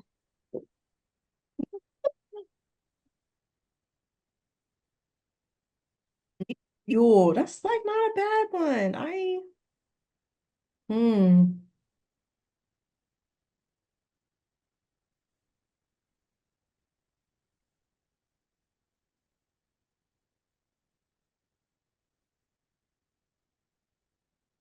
Mhm. Okay, so Who's y'all second string though? Do you think do is it you think Haley? gonna yeah, do you think she's gonna let Haley run a one? She'll probably get some reps on the ball. I don't know if they want to use her as a full-time point guard though. Mhm. You have Haley, you have Haley, LA. Did AD ever resign? No, AD is I think AD is still a free agent. The Aces need to be giving them a call, but that's that's neither here nor there. You have LA Haley. Let me do this. Do y'all still got y'all don't got Rupert no more either? We do not. Let's look. Maybe y'all get a big. Y'all could get Tiana Jackson. I like her. Like Tiana Jackson. Oh, let's look at this roster. I think the bigs that are left are Jessica Carter, Tana Jackson, Kitley, um, Quay Miller, trying to think. Yeah, I think those are the main ones. You could get Caitlin Davis. She's not a bad big. She's pretty solid. I would probably pick if I was going big. I probably would pick Tiana or Jessica. I think But if I'm I going, see. Yeah, I think if I'm going big, I would probably go Jessica. But I was just thinking guard, but now yeah, I somebody could to see. run besides LA. Like, what is she gonna? Is LA gonna be a forward, or has she really? Could y'all could, would you also see yourself drafting uh Isabel? Honestly, I can see the Dream drafting anyone because okay, so So right now we got our starting five.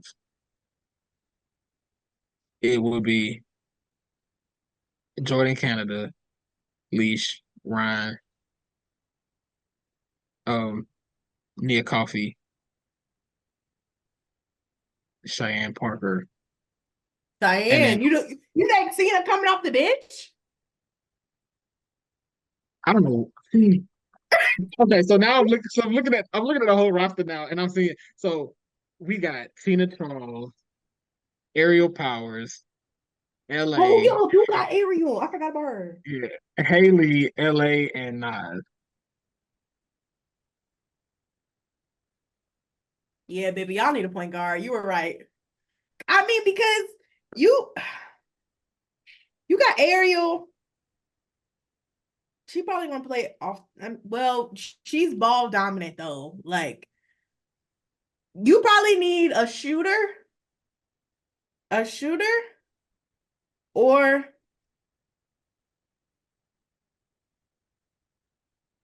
does Nas play the 3 or the 4? She mostly plays the 4. Okay, a shooter, or I don't think a big hurts you though. I don't think, because I It feel like doesn't. LA could play. Like, I feel like LA is a little bit flexible and Haley a little bit flexible. Mhm. So you could either go with a point guard, a shooter, or a forward, just somebody to play next to. Well, you got Nas, but just somebody else to kind of mix in. Let me see who else could y'all get? Let me see, because there's really not no other like good point guards. Like, they're the one of the twins from Gonzaga. She's a really good point guard, but like, I don't think y'all gonna go pull her. And then Jalen Sherrod's gone. Jasmine Powell, but I would not. That sister. Sorry to that woman. Um.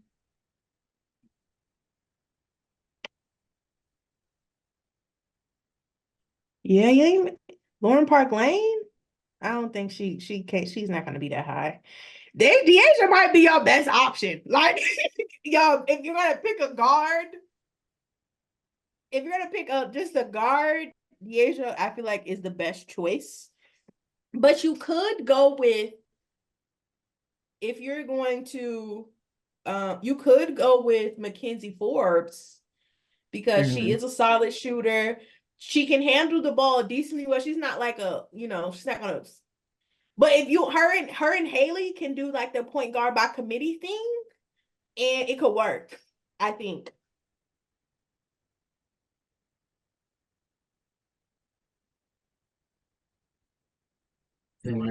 I like Mackenzie Forbes. I like Nika Mule. Uh, charisma Or Nika, yeah. reminds charisma reminds me of Ari McDonald.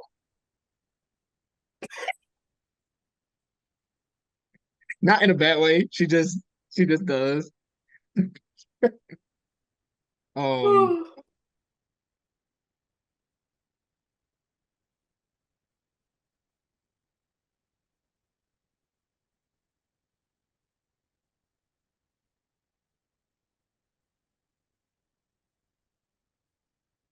Dyaishaa Fair. Is that what we're going with? That's your final answer? I like it. Yeah, Dyaishaa Fair. All right, so it was either like after you said Nika, it was like either her or Nika to me, but I Yeah, like it. that's what I was torn between, because Nika is more of the like She's a traditional better point like guard. true PG, yeah. Yeah, she's more like the traditional point guard. Uh, Dyaishaa Fair.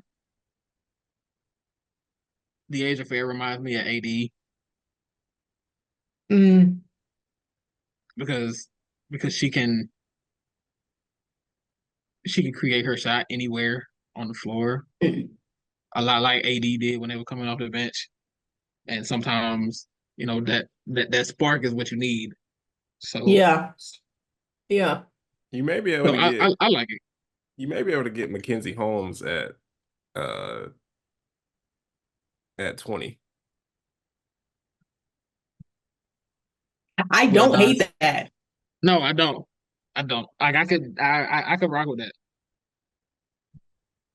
Especially like if you don't know she's gonna be out this season, you don't know what like Tina's gonna do. So like yeah, I don't know how much long Tina's gonna play. So yeah, we'll probably be looking at bigs. Yeah. I take a Tyaishaa Jackson or Jessica Carter. Like they're solid bigs. Tyaishaa Jackson is pretty good around the rim. Like I don't know. Yeah. They got good choices for the rest of their other rounds. How many other picks do y'all have? Let me see. Y'all have 20 and we 32. Have 20. So we got So we got pick 12 in round 1 and then pick 8 in 2 and 3.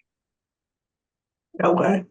Yeah, that's not bad. Like y'all can come up with something with some good choices. Especially because again, I feel like this is like pretty much everybody after 4 is just gonna be like who do I think runs in our system, Mm-hmm. So I would just like to say something I just now noticed is an underrated aspect of this draft is I know that we do not have any picks in the first round, but we have like 2 in the second. But you know who else doesn't have any picks? The Phoenix Mercury. Because y'all don't deserve shit. The first I was honestly just thinking about them. Like the Phoenix Mercury does not have a pick until 29, and that is their only pick. So because they traded their pick to the Sparks. Yeah. Yeah. Okay. Don't put these young players. Don't put these young players in y'all BS. All right. So I got a question for Don. Hello. Okay. So the Aces have picked 16. They said pick 16 and 18. 16 and 18. Does Nika Mule get there? I think her performance in the tournament has made it so she's not going to get there. But if she is, I would enjoy having her. I feel like that would be. I feel like that's a home run pick for the Aces. If that were to happen, I feel like that would be. I feel like that would be a dream. You know what's gonna be funny? When the Minnesota Lynx take Nika at 7. Stop it. Stop. We got to get all them Huskies. We got to get them all. And they need I know they got Courtney Williams now, but like they need a guard. So if the Lynx take Nika Mule instead of Aaliyah Edwards, they need to be sold. They already like playing small ball though, so like that don't matter to them. They don't Nika Mule get no is center. Wonderful, but I will be damned. But we have seen... because then the Chicago Sky could get Aaliyah Edwards. Listen, if the Sky walk out of this draft with Rickea Jackson and Aaliyah Edwards, they have hit an absolute home run. Like, they did everything that you could ask for out of a draft. If they walk out there with Rickea Jackson and Angel Reese, which was also be kind of funny because Angel was just calling her broke like 2 months ago. So them making amends and being teammates would be like funny. But yeah, I wouldn't hate it. I'm looking at this ESPN mock draft and some of the people that they have in the second round. So this is a list of people that we didn't draft. So Isabel, Charisma Osborne, Jessica Carter, Nika Mule, Is it Javen Nicholson? Javin, yeah. Javin, excuse me. Jazz Shelley, Jakia Brown Turner, Mackenzie Holmes, Leela Lakin out of France. Lacan. Liz Kitley, Tiana Jackson, Quay Miller, Desiree Young. And that's the second round. And so yeah, I could see Jakia Brown Turner is going to be a good pickup. they have us picking her at 18. I wouldn't mind that. That would be kind of solid. Like that, the Aces getting. I don't know. I don't know. If Charisma Osborne falls to us, I wouldn't be mad.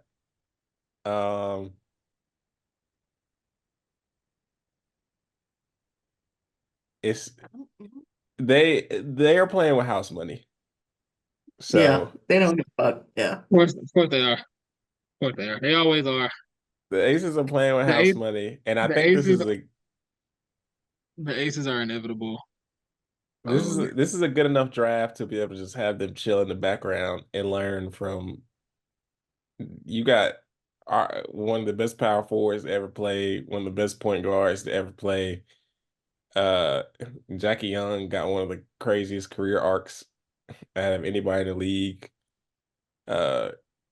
Kelsey Plum, one of the best college players ever, and like found a way for her to make that work after struggling her first year. Like they have so many people that these young players can learn from. And then you got Candace. You got two of the best power forwards ever played. You got Aisha and Candace Parker. So like, whoever they pick, they can take something from. But like Jakia, like if they picked up Jakia though, they like she could be a Jackie Young, like with the right. I could see the vision. But anyway, I don't know. They can't really lose. Like they don't have nothing to lose. Anyway. Yeah. I don't even know what other picks the Fever got. We literally, we got one and good luck. If you got one, it's just like who cares? The Fever have 15 and 27.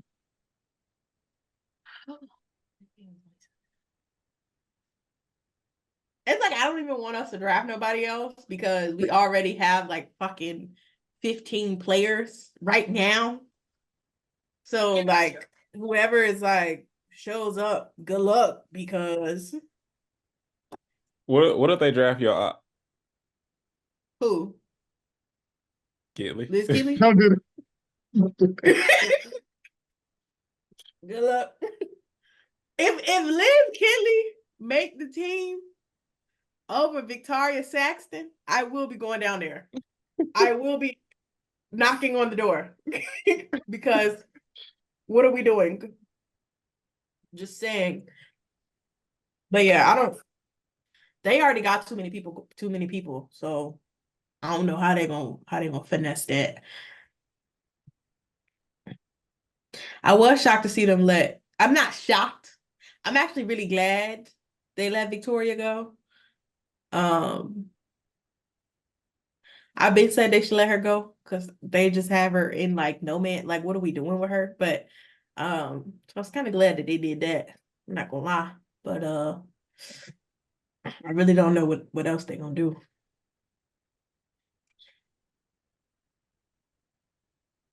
Yeah, that's our. I'm assuming we're not doing the whole second round mock draft because that sounds like a lot. So I didn't look into it enough to be able to do a comprehensive second round. So. But listen, Dallas, if you don't do a draft and stash, this pick needs to be sent to somebody else. Do not keep this. I do not. Whatever young player y'all about to do this to, don't do it. Like 4 draft picks though. And all of them need to be sent somewhere else. Just give all of them to the Mystics. Listen, the Mystics should have got on the phone. Hey, the Mystics. Hey, listen. Uh, that that 5 and 9 for Brittany Sykes.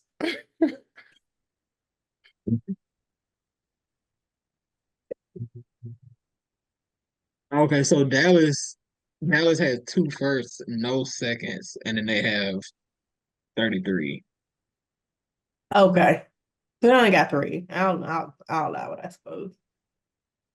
It's just like having 5 and 9 with no roster spot is crazy to me because What you doing? Like, and you still got Lou and Stephanie Suarez. Like, what are you doing? 5 and 9 for Brittany Sykes. No, if I'm the Mystics, I'm not doing that. I mean, well, What do I have to lose? Maybe the you Mystics. though. I mean, if the Mystics really want to, like we talked about, if the Mystics really want to go all in on retool or rebrand, they can tear it down. If they got 5, 6, and 9, The best player in franchise history said, I would rather not. Like, just get me out of here. I'd rather sit. I will probably send Ariel Atkins though first. I mean, I know she's a Okay. mystic legend, but I might be like, go ahead, sister. But they love her. So, but I might be like, go ahead, sister. All's fair, And I love and think trades. I mean, Listen, if I'm the GM, I'm like, listen, if you stay here, you not winning shit for a grip. But if I send you to Dallas, you might have a chance. she getting paid though. She not getting Yeah. paid that much, but she getting paid. I didn't know this does that. I think she got guaranteed money. Let's see. And who on guaranteed contracts in Dallas? Kalani, Satu, Arike. Is Tierra McCowan Tierra guaranteed? McCowan, yeah. And Natasha then Howard? That's it though. I said, okay, well, I guess they got one more left, but I guess they could pick up one of them. Tierra McCowan, get ready to learn Rose Bar.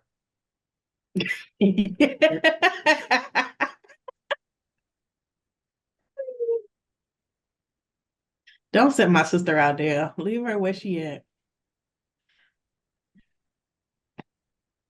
I like Tierra McCowan a lot. I do too. Minnesota Lynx, I don't know what y'all about to do, but just please figure it out. Somebody need to be moving up to 4. Yes. If Somebody need to move up. if the Sky keep they pick, somebody if the Sparks keep they pick, either the Sky wasn't working hard enough, the Lynx weren't working hard enough, or the Mystics weren't working hard enough. Okay, but do you think that the Lynx in particular, like, do you actually think that, like, they think that they need to, like, move the needle? Like, I feel like they think that their off-season moves might be enough. Like, I'm fairly convinced at that. If they feel like that, they're tripping. It's just not. Okay. So what are we doing when the Mystics ship out Shakira Austin for the 7th pick? Stop it. Stop it. Stop it. Stop it. Stop it. Okay, so the Lynx,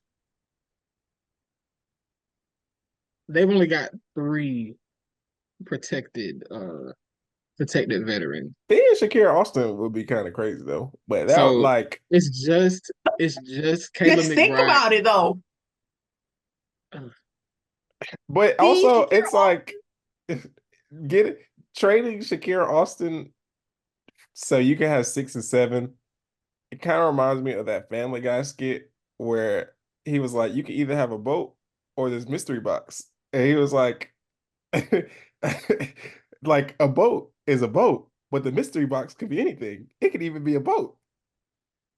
So it's like, Yeah, I could trade Shakira Austin for the 7th pick, but the 7th pick could also be just as good as Shakira Austin. But you could get Aaliyah Edwards and Angel Reese on the same team. You got fundamentals and swag. Come on. Be the mission. Fundamentals and swag is crazy. I guess Angel could show her around the city and stuff, and Leah could teach her how to shoot. I think it'll really be a Disney movie.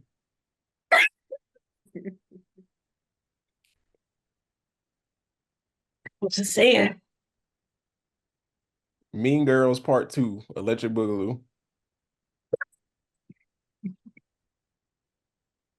Please.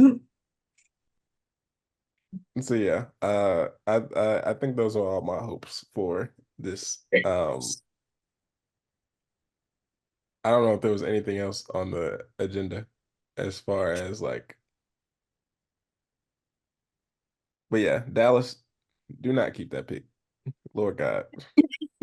That's my like this. I'm sure a lot of crazy stuff is gonna happen and whatever, and like this could very well just be some bullshit at the end of the day. But Dallas, if you draft 2 players, you getting sent back to Tulsa or wherever you was at beforehand.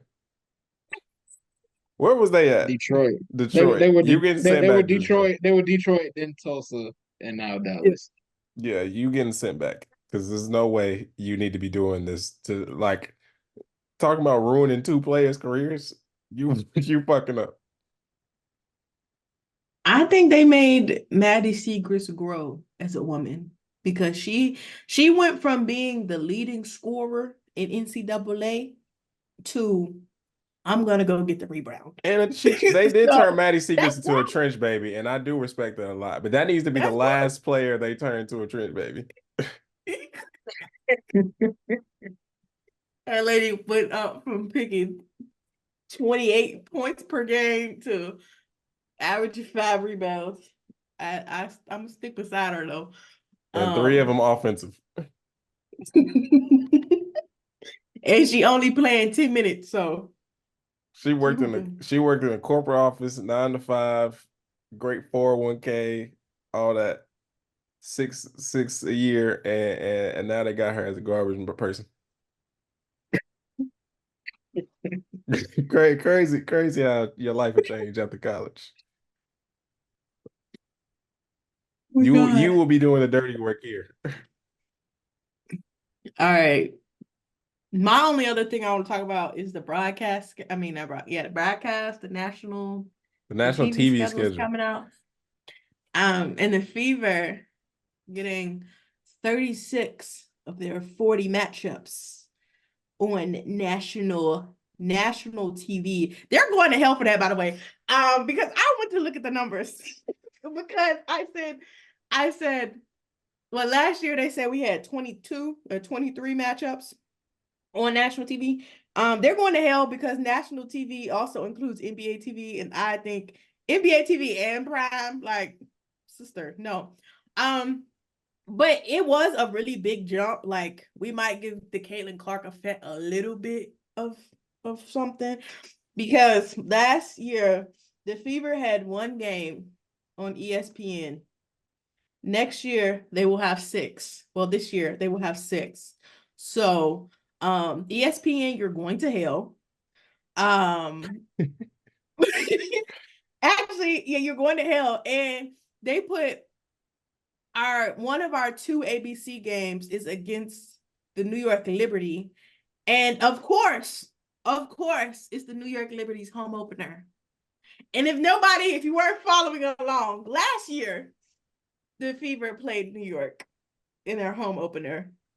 And Stewie decided she wanted to put up a 40 ball. So I hate her.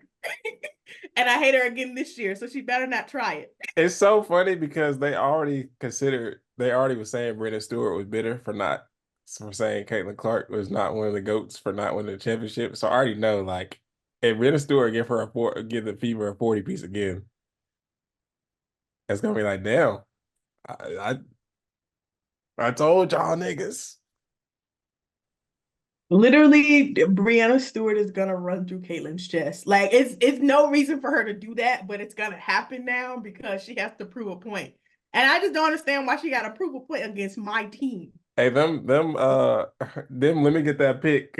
Come this way, and shoot number is gonna be fucking. That's going to be crazy. She's gonna be like, "Hey, Courtney, come set the screen." It's gonna be it. Pull up cash. Pull up cash. She might have 30 in the first half. But yeah, I'm definitely on the bandwagon of. I mean, we texted about this. I feel like it should not be considered national TV unless I can get this on basic cable. Like it is. I've had NBA TV for a while, and I personally have Prime, so I do respect that, and like I can watch it, but the average person can't, and so I don't know. Right? It's a little bit like, but I think the NBA also considers that national TV, and They so do. It's I just get it. not like it is, but it ain't. Yeah, it's like that shit like 0.5. Prime is like 0.2. That's a quarter of a national TV game in my eyes. It's like, yeah, I could watch this. The Dream has so many games on ESPN3, which is not a TV channel. It is online, and it's just like, do those count as national TV games? Because I don't know if they do. Because I know we played a Fever on ESPN3, and we played Connecticut. I think it's like 4 games. That's on ESPN3, and I'm just like, okay, yeah, we got one against the Sparks, and actually it's 2 against the Fever. I will say the Fever having more national TV or national TV games than the Aces is kind of crazy. I do respect the Caitlin Clark effect, but like, damn, we just went back to back, and this is what we doing. This is how this goes. Y'all got 35 though, so y'all were next in line. Like we should have had 36, and y'all should have had 35. Like it is really wild that like going from one ESPN game, like I literally did the math. Like last year, we had one ESPN game, 2 Prime games, 6 Ion games, eight NBA TV games, and 5 CBS Sports Network games. And so for 10 of our games to just be between CBS, ABC, and ESPN this year is kind of nasty. Like, yeah, like they're kind of nasty for that. I don't know who they're against. Obviously one of them is against the Liberty, but I don't know who else the other like matchups are, but like it's kind of nasty. And then I looked at Dallas's schedule. I feel like they're only on national TV like 3 times. I'm like, damn, they was number 5. Like they still gonna be a top half team. But Arike is one of the most exciting players to watch in the league. There's no reason she should only have 3 national TV games.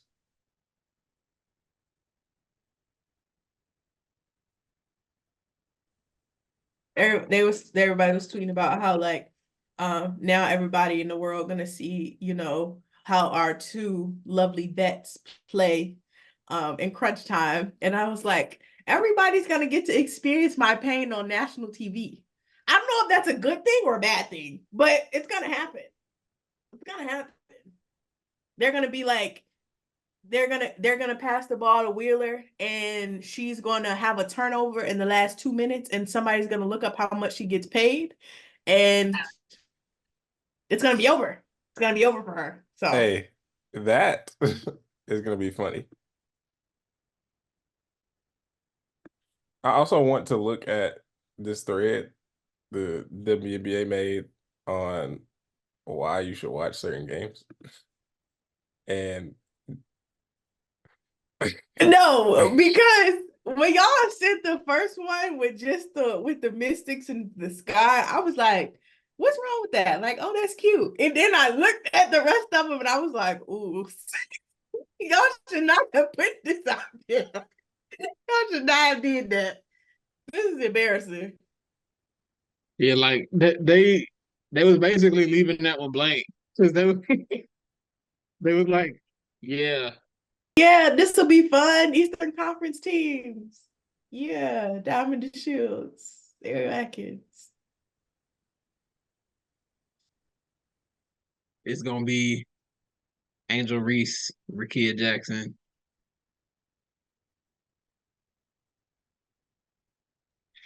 Yeah, as soon as they get drafted, they're gonna update it. I feel it.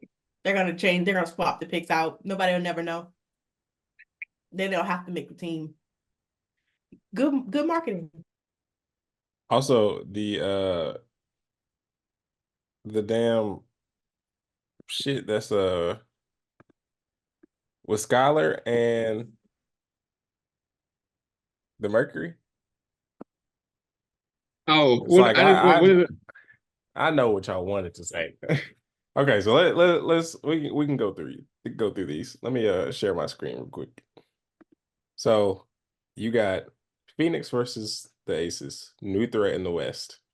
Okay, that's cute. You know, debut of the number one pick. That's cute. Say hello to Seattle. Yeah, I like these. We getting somewhere. Rising Stars. This one's really good. I like that. I like that. Eastern Conference Showdown.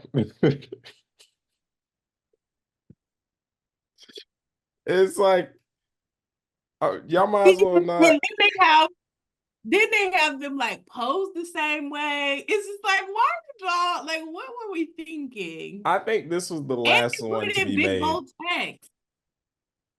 They got the showdown in orange. Like, as these rosters are constructed now, this game would be like 65-60.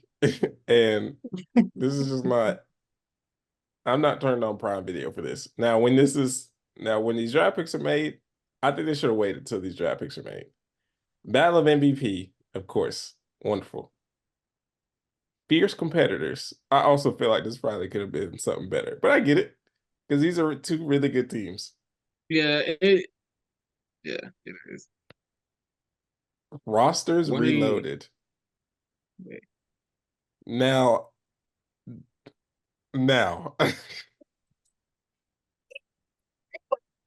To have Skylar and DT at the front. They're so funny for that. I have to give them their 10s. They talking about Storm Mercury have 7 combined all-stars and all this other stuff. I don't care about none of that. This is beef. Y'all know what this is about. Beef. Y'all know why I'm here. It's crazy because they've been talking like about Diana Taurasi being an asshole, or she probably gonna like shoulder check Caitlin Clark and all this other stuff. She probably gonna shoulder check Skylar Diggins. Like if this is a game that's penciled in to have some type of fight, this is it.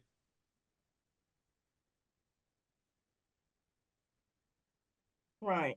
Then old girl, what's that other girl? What's that girl that almost fought Kalia Copper, or the Kalia Copper's trying to fight? Like, she's still there.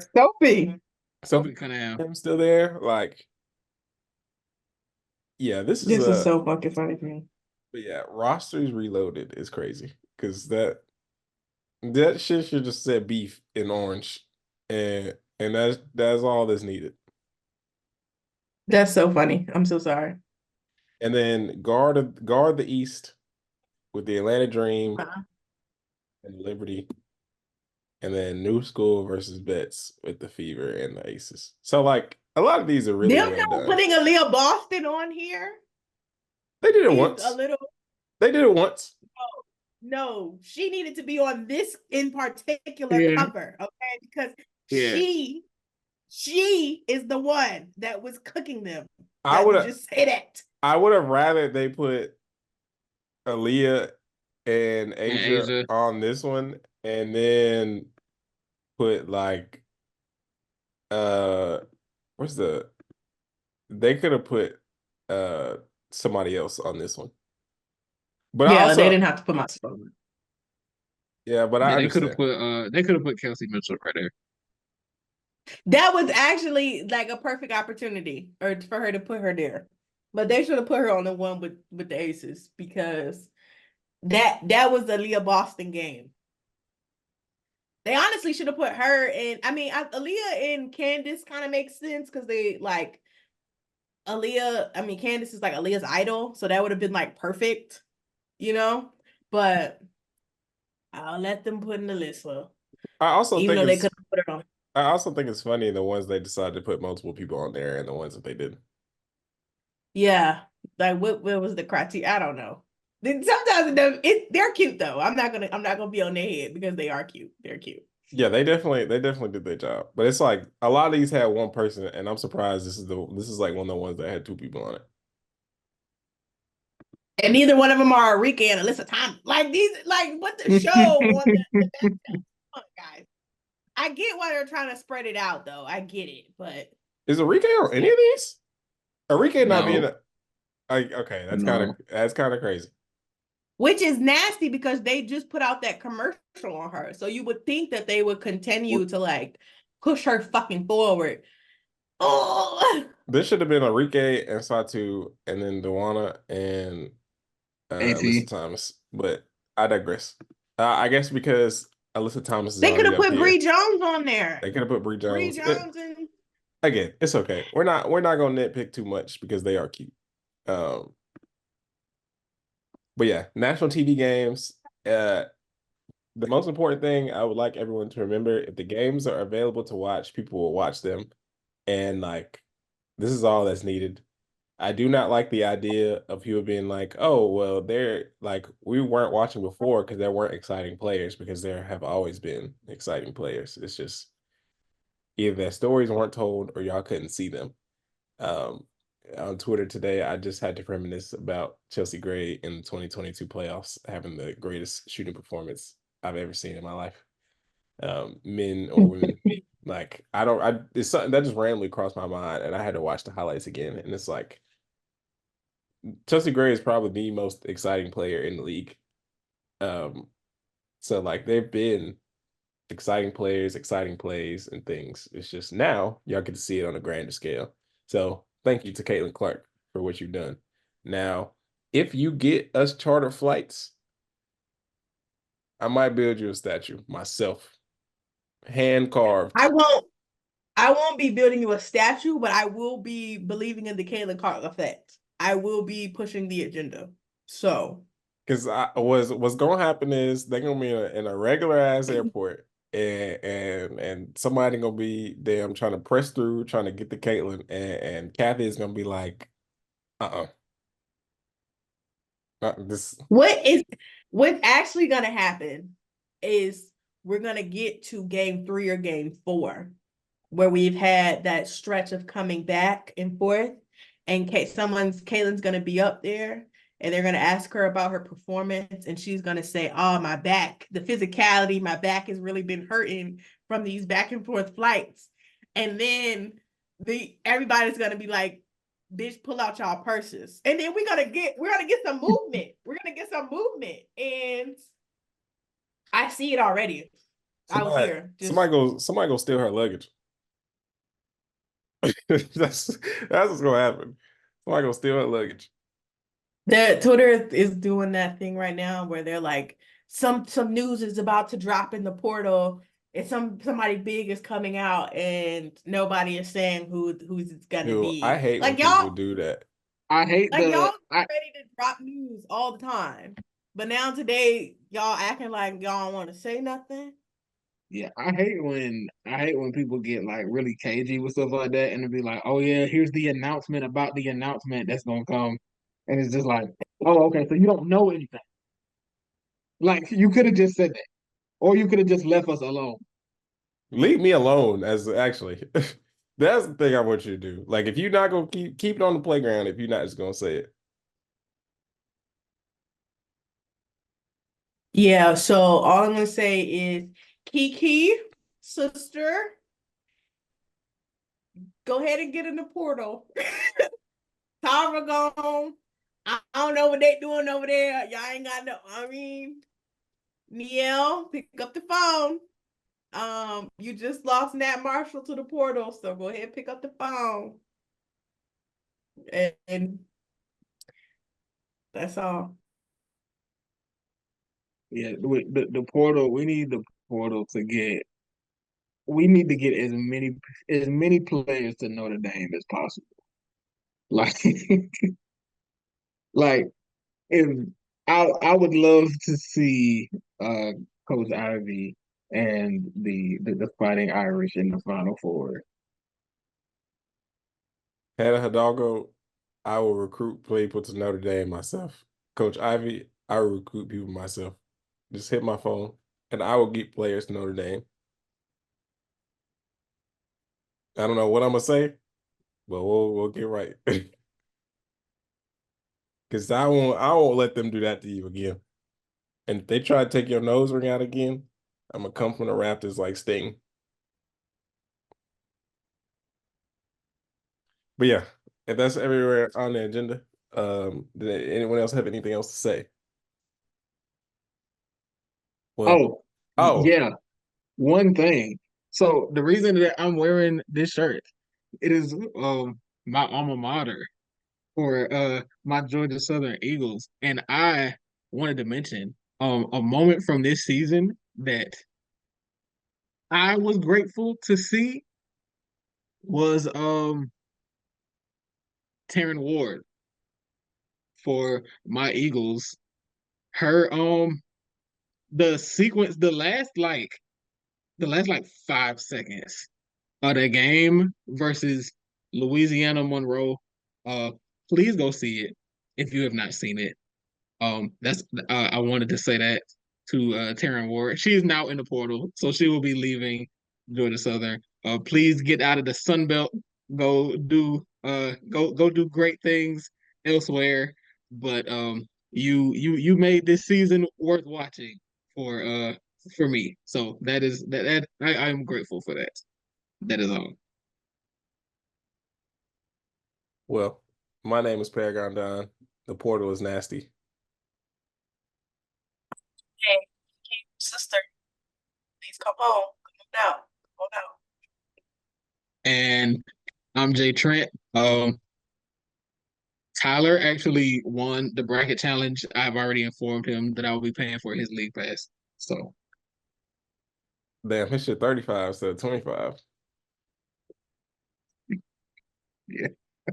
Mm. Oh, once the draft start, then we doing fantasy. We'll do even a bigger prize for that. I don't know what it'll be. Maybe like a jersey or something with your favorite player. I don't know. Them jerseys be kind of expensive. We'll see. But yeah, We'll see. we are Pull Up 3, and we appreciate y'all.